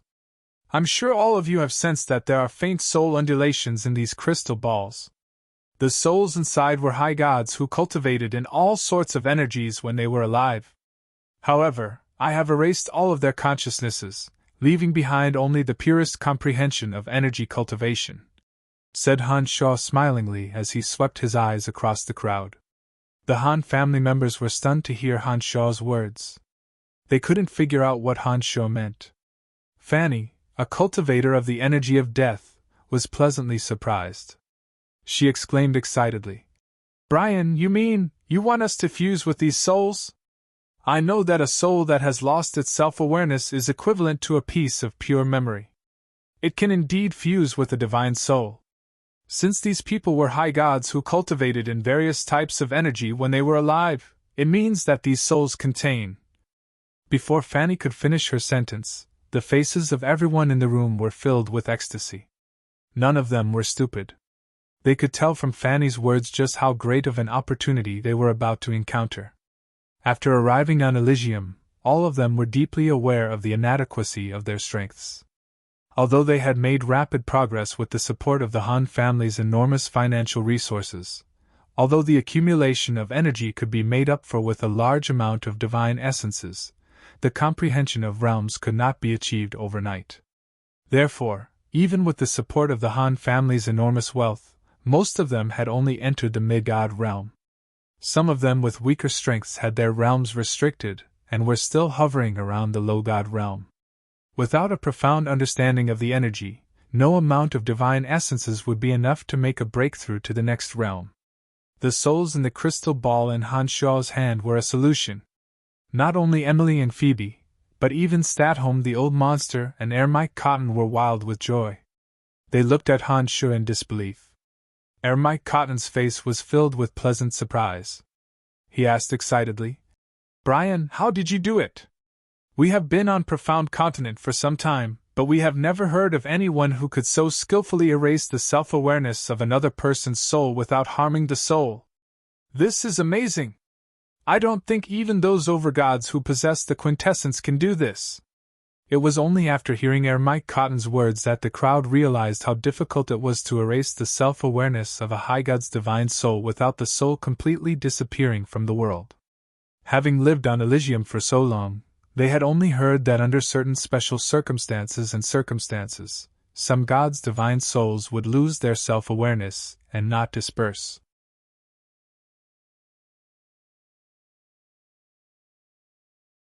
However, the probability of this happening was very small. Most of the time, they were formed in some kind of inexplicable environment. They had never heard of such a thing being done by humans. Naturally, Han Shuo would not explain to them how the demonic arts he cultivated had allowed him to control his soul to such an exquisite realm. He put on a smile and said, "Don't worry about how I did it. You all should spend some time to fuse with the purest understanding of the energy these high gods have of their respective realms. Once you have the knowledge they have accumulated over the years, you will be able to make breakthroughs very quickly in the future. As long as you have enough divine energy in your body, you may be able to reach high god realm in just a few years."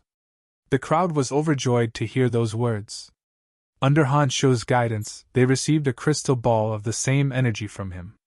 Most of the souls in the crystal balls are mid-stage high gods, with a few being late-stage high gods. Their souls contain a tremendous amount of information. Be careful when you absorb and fuse with them. Don't try to fuse with all the information in one go. I'm afraid that you won't be able to handle it. This special container that I used to store their souls can guarantee that their souls will not disperse. You can try to absorb them bit by bit. Don't try to absorb them all in one go. Otherwise, you might not be able to handle it, and your realms might even regress. Han Shuo hastily instructed when he saw that they were holding the crystal balls in their hands with great care and excitement. "We know what to do, Brian. Don't worry, we will be fine," said Emily. She and Phoebe were the happiest among them. For the past few years, the two ladies had spent most of their time and energy on the celestial pro-pharmacy. Unlike Statholm and Ermite Cotton, they did not have a lot of time to cultivate. Therefore, in the Han family, Emily and Phoebe made the slowest progress in their realms. Even now, they were still hovering around the mid-stage mid-god realm. Although the two could enjoy more divine essences than the others, they could not make any breakthroughs in their realms. Emily and Phoebe were inwardly anxious when they saw the people around them making breakthroughs. However, the business of the celestial pro-pharmacy was simply too complicated for them to spend too much time and effort on cultivation. They felt rather helpless and embarrassed.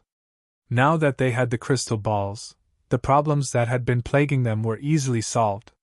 Naturally, they were the happiest. "Brian, what we are doing is against the rules of the cultivation of the profound mysteries of energy. We must keep this a secret. We must not let anyone know about this. The God Hunters have become the public enemy of the entire profound continent by stealing the divine energy of others. What we are doing is tantamount to forcibly erasing the other party's soul."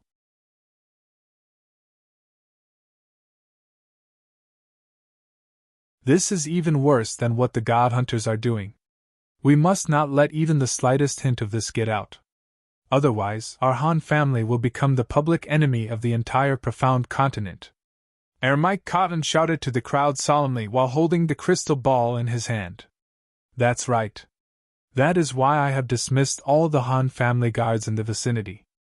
Only those of us who came from Profound Continent will know about this. All of you must remember not to leak any information about this matter. If you want to exchange insights, you must do so in the secret chamber of the Han family. Han Shuo also wore a solemn face and exhorted them to be extremely careful. After hearing Mike Cotton's words, the crowd realized the gravity of their situation. They understood that Han Shuo's methods were 100 times worse than those of the God Hunters. They put away their cheeky smiles and solemnly swore that they would not leak any information about this matter. "All right, I believe that all of you know what to do," Han Shuo said smilingly.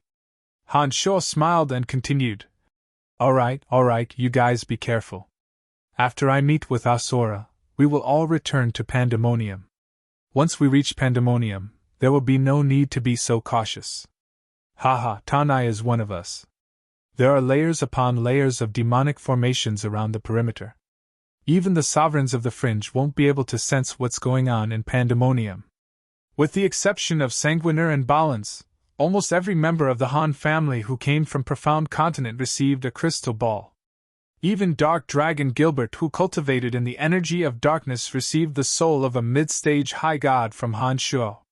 With such a heaven-defying divine item, in addition to the divine essences collected by the House of Han, Han Shuo believed that it wouldn't be long before these people could become characters who could take charge of their own affairs. He would have less to worry about in the future. After all of them left, Han Shuo took out 2 crystal balls.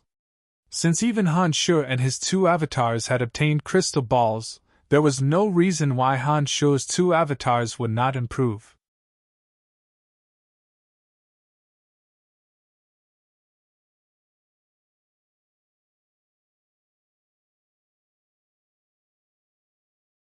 Chapter 923.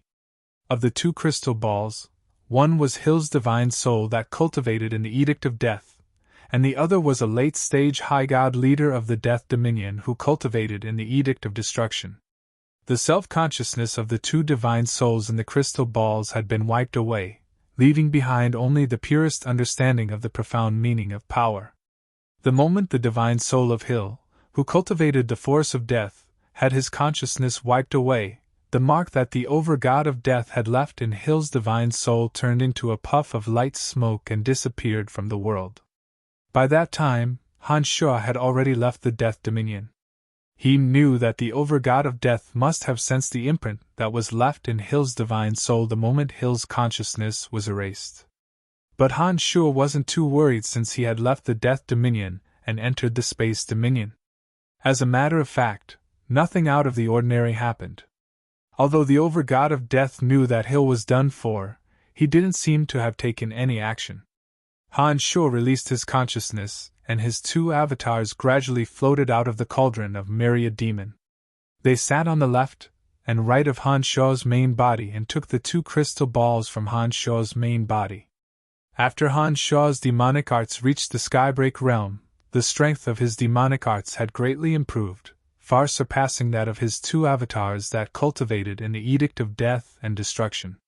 It had been a long time since Han Shuo used his avatars to fight an enemy. He had also neglected the cultivation of his avatars. Han Shuo understood that no matter how much his avatars improved, it would be very difficult for them to surpass his main body. But ever since Han Shuo tested the fusion of his avatars' domains of divinity, he felt that if his avatars could fuse the energy they cultivated together, they might be able to display astonishing power. Under the control of the 2 avatars, the 2 crystal balls slowly floated in front of them. They released their godly souls and began to try to connect with the pure power in the crystal balls. When the 2 godly souls slowly attached themselves to the crystal balls, they immediately felt a huge amount of information from them. As soon as the thought appeared in his mind, the life form inside the crystal ball suddenly changed drastically like a nebula. Pieces of memory waves mixed with his 2 souls, fusing in the most magical way. During this process, the consciousness of Han Shuo's main body was divided into 2 and entered the 2 crystal balls, playing the role of neutralization. He arranged the memories in the crystal balls in an orderly manner so that every piece of memory that entered the 2 divine souls would not be messed up. This saved the 2 avatars a lot of effort.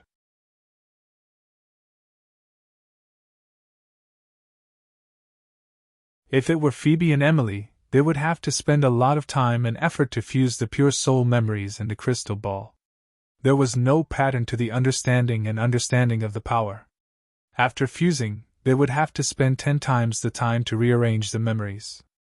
Otherwise, not only would they not be able to improve their realm, it would also affect their own realm.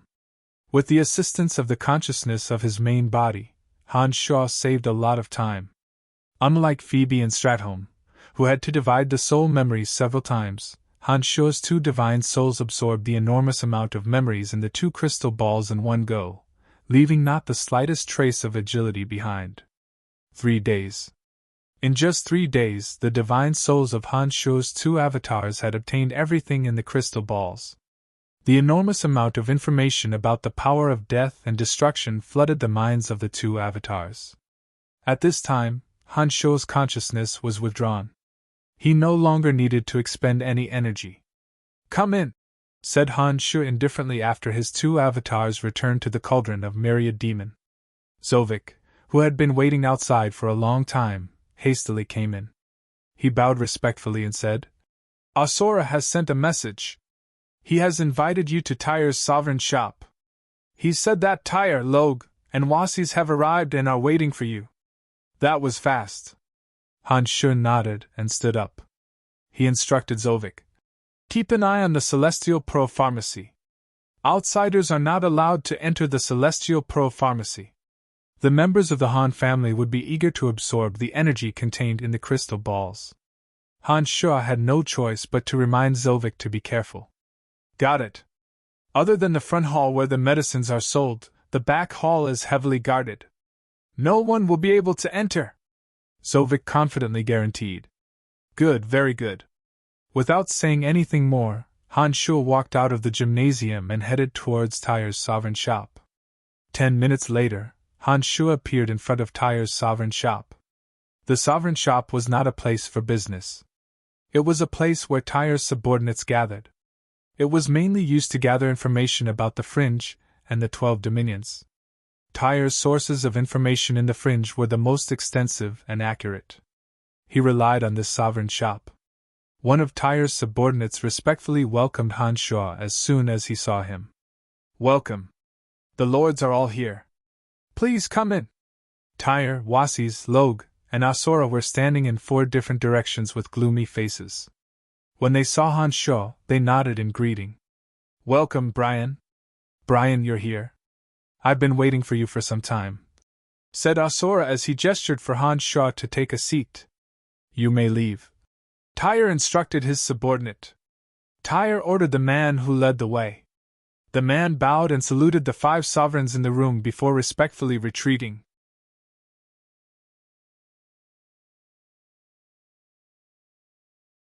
Only the 5 strongest sovereigns of the Fringe were left in the room. Tyre's men were guarding the perimeter of the room, not allowing anyone to get close to the sovereign shop. "Brian, the situation doesn't look good. After receiving your message, we have sent our men to keep an eye on the situation. We have discovered that god hunters from all dominions are gathering in the Fringe, intentionally or unintentionally.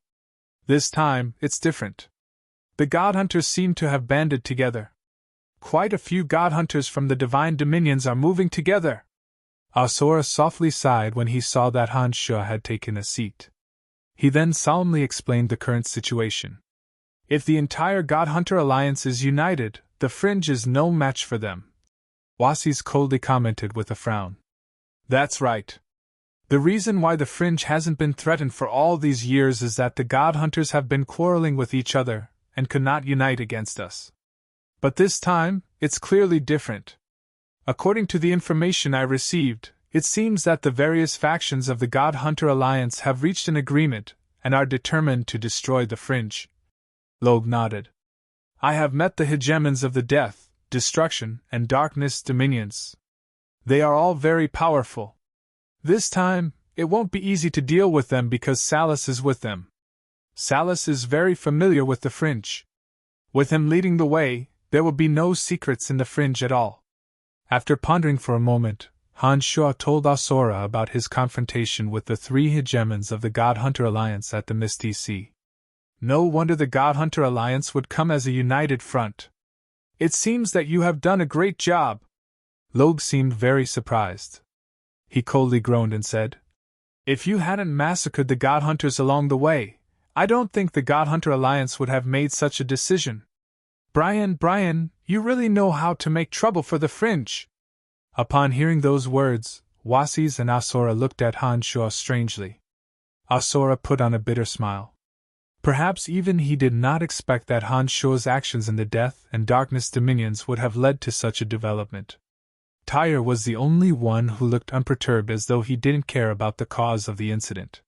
He smilingly said, "The God Hunter Alliance has been coveting this place for so many years. Even without Brian's help, they would have acted sooner or later. What happened today is merely bringing forward the crisis. I didn't expect that Salus would be with them. With Salus around, it will be much easier for them to attack." Wasis kept silent for a moment before he suddenly shook his head. He seemed to have realized the gravity of the situation. "Brian, 10 days ago, one of my subordinates, Luca, mysteriously disappeared. There has been no news of him until today."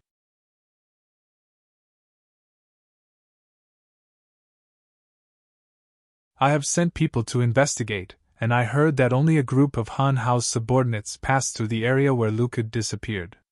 What's going on?" Logue seemed to have a lot of complaints against Han Shaw. Han Shaw stared blankly for a moment before he asked in astonishment, "Really?" He paused for a moment, bunched his brows, and said, "I will ask Han Hao for you and see if he knows about this. But I don't think it has anything to do with his subordinates." Han Shaw's face twitched as though he suddenly recalled something.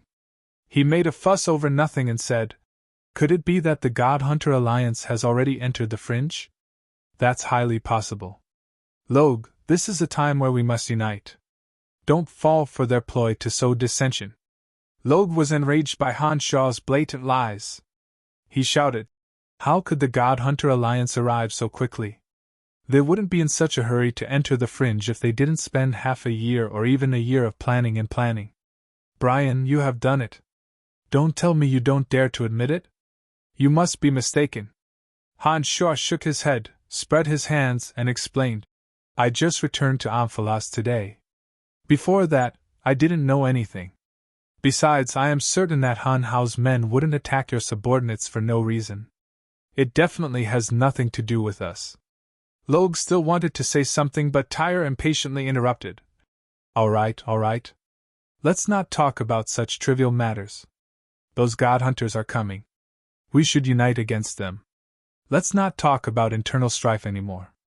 Seeing that everyone had quietened down, Tyre took a deep breath and asked, "Do you have any ideas?" Logue, Wasis, and Asura shook their heads.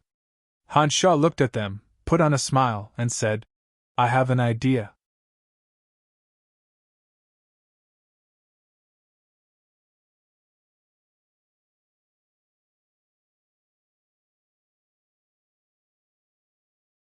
Chapter 924. "Oh?" Tyre straightened his body, put on a smile, and asked, "Tell me about it." Han Shaw was as calm as ever, as though he didn't care about the God Hunter Alliance at all. He said unhurriedly, "Inform the 12 Dominions that the God Hunter Alliance has gathered in the Fringe.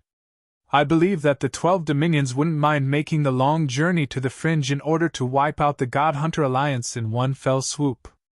Haha, the God Hunter Alliance has always been hiding in the dark. Now that they dare to show themselves, there will be people who will be more than happy to make a move on them. That's a good idea. But I'm afraid that once the 12 Dominions gather in the Fringe, they will wipe out our Fringe as well." Tyre put on a bitter smile and explained to Han Shaw. "Although our reputation is slightly better than that of the God Hunter Alliance, it's not that much better. Most of the people gathered in the Fringe are fiends from other dominions. I'm afraid that when we meet them, we won't be able to escape." That's right, Brian. You might not know this, but many people think that the Fringe shouldn't exist on Elysium. If there's an opportunity to get rid of what they view as a malignant tumor on Elysium, I'm sure there will be people who will do it. When that happens, we will be trapped in our own trap. The God Hunter Alliance can flee in all directions, but we won't be able to flee like them. We might even be killed by the 12 Dominions before the God Hunters do anything. Asura sighed softly and appeared rather helpless. Humph, there's also that Han Hao of yours. He used to be a member of the God Hunter Alliance. He has already gathered the most powerful God Hunter faction in the Fringe. Once the 12 dominions arrive, Han Hao alone won't spare the Fringe. Logue sneered. That's indeed a problem. Tyre curled his lips and frowned. To an outsider, the sovereigns of the Fringe might appear to be very impressive. But only they knew that it was just a facade. Whether it was against the God Hunter Alliance or any dominions with quintessence over gods, they had no advantage at all. They were merely trying to survive in the cracks. Let's fight. As long as we can win the first battle, the God Hunter Alliance will waver, shouted Wasis, who had been silent all this while. Tyre immediately agreed, as though he had been prepared for a head-on battle from the very beginning. This battle is unavoidable. We have to fight. Tyre looked at Han Shu and Asura before he continued. As long as the 5 of us work together, it's not impossible for us to win. What do the 2 of you think? It seemed that Tyre and Logue already had a plan in mind, and Han Shu had no intention of exposing them. He shrugged and nonchalantly said, I'm new here. Just do whatever you want. As a member of the Fringe, I will do my best to cooperate. Great. Tyre laughed heartily.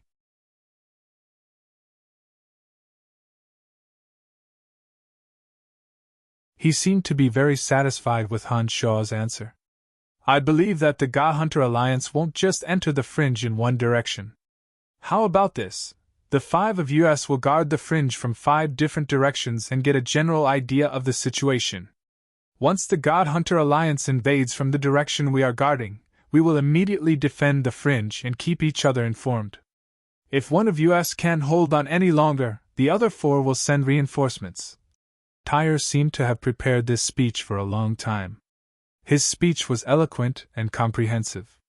All in all, the 5 of them would guard one direction each and use magical mirrors to keep in touch. If one of them was attacked, the other 4 would send reinforcements. Even with Salus's help, they would still be the local tyrants in the Fringe. They would definitely be more informed than the God Hunter Alliance. If any of the God Hunter Alliance's forces were to invade the Fringe, the 5 would immediately gather together and use their familiarity with the Fringe to take down the enemy. There was nothing wrong with Tyre's words. They sounded well-grounded and reasonable. Logue nodded repeatedly. The 2 of them must have discussed this beforehand. Wazer also nodded coldly after Tyre finished speaking. It seemed like he had no objections either. Tyre's words made no sense to Logue. Asura disagreed at first. However, he couldn't come up with any good ideas, nor did he have any reason to refute Tyre. In the end, he could only helplessly agree. Brian, what do you think about this arrangement? Tyre asked smilingly as his eyes finally locked on Han Shu. No problem at all. I totally agree. Han Shu seemed to have been jolted awake and readily agreed to Tyre's proposal. It was as though he hadn't been listening to Tyre's speech at all. Tyre wasn't angry. Seeing that he had achieved his goal, he laughed heartily and said, All right then, since no one has any objections, let's do it. Each of us will guard one side of the amphilos according to the direction of the entrance. However, I believe that the God Hunter Alliance will need at least half a year to enter the Fringe. During this period of time, everyone can recuperate and build up their strength. Make more preparations and collect information from the various regions for the upcoming battle. Tyre, we need to inform all the forces in the Fringe in the name of the 5 of us. Let them know what's going on. Once the God Hunter Alliance enters the Fringe, they will have to work together to fight against the enemy. We will need to make arrangements so that the 5 of us will lead them, Logue suddenly said. Of course. Tyre grinned. Tyre grinned and said, As a matter of fact, I have already sent people to inform all factions in the Fringe that they must temporarily choose one of the 5 of us for the next 6 months.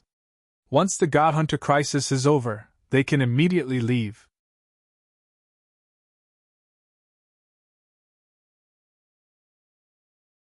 Otherwise, they will all be driven out of the Fringe. That's great. Han Shu stood up and said with a face full of smiles, Since you have arranged everything properly, I have nothing to worry about.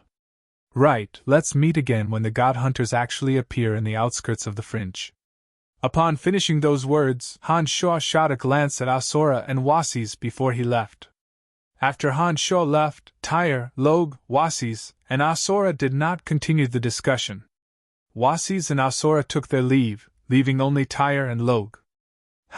This youngster is getting more and more domineering. Log put on a sinister smile and said, he is the main target of the God Hunter Alliance. Let's spread out the direction he is guarding. When the time comes, many God Hunters will naturally come for him. Even if the God Hunter Alliance can't kill him, we will still have to deal a blow. Don't worry, after this battle, the Han family of Pandemonium will be erased from the fringe. Tyre put on a faint smile and said to Log, Alright, let's take advantage of this time to gather all the forces in the fringe. This is definitely a good opportunity. The combined strength of those forces is extremely powerful. Due to various reasons, we have allowed them to do as they please. Now is the time to reap the rewards. Haha, Brian definitely doesn't know that the leaders of those forces, big and small, already have an answer. I would like to see how many forces Wazer, Asura, and Brian can conquer together, said Log with a smirk. That's right, Asura and Brian. The Amphilas, the Celestial Pro-Pharmacy. Asura and Han Shuo sat on opposite sides of the teapot, sipping their wine. What do you think, Brian? Asura took a sip of wine and looked at Han Shuo. Han Shuo swirled the wine glass in his hand and stared at the dark red wine in it. After pondering for a moment, he said in a deep voice, It is obvious that Tyre and Log already have a plan in mind. But we don't know if they are going to deal with the God Hunter Alliance or us. I think they want to use the God Hunter Alliance to weaken us. Tyre and Log have done too many despicable and shameless things. If they sell information about us to the God Hunter Alliance, ignore us at critical moments, or even attack us, I think the fringe will be theirs in the future, Asura said in a deep voice. The existence of the fringe is necessary. Without the fringe, the 12 dominions will have nowhere to go. They will only cause more tragedies in the future. One impulsive attack or one senseless quarrel can turn a good person into a murderer. Therefore, there will be no shortage of such people in the fringe in the future. The fringe is a place for these people to go, so that they won't continue to wreak havoc in the dominions. After I came to Elysium, I have heard some things about the fringe.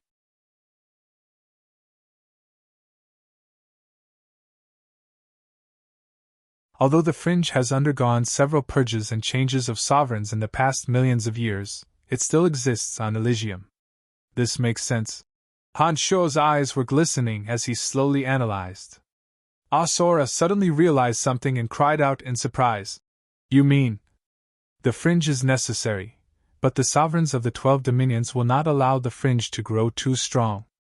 Therefore, even if the 12 dominions attack the fringe, it will only be for a while. They will continue to ignore the fringe after a while. This is the situation of the fringe, continued Han Shuo. So, do you intend to leak the news of the God Hunter Alliance's arrival? Asked Asura, who had gradually figured out Han Shuo's intention.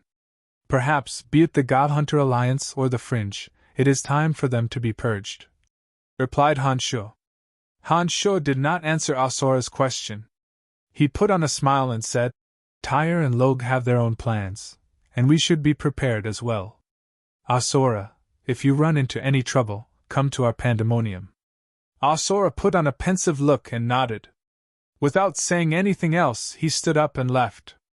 After Asura left, Han Shuo summoned Zovik and instructed, Tell everyone in the Han family to leave the Amphilas in 3 days and head for the Pandemonium.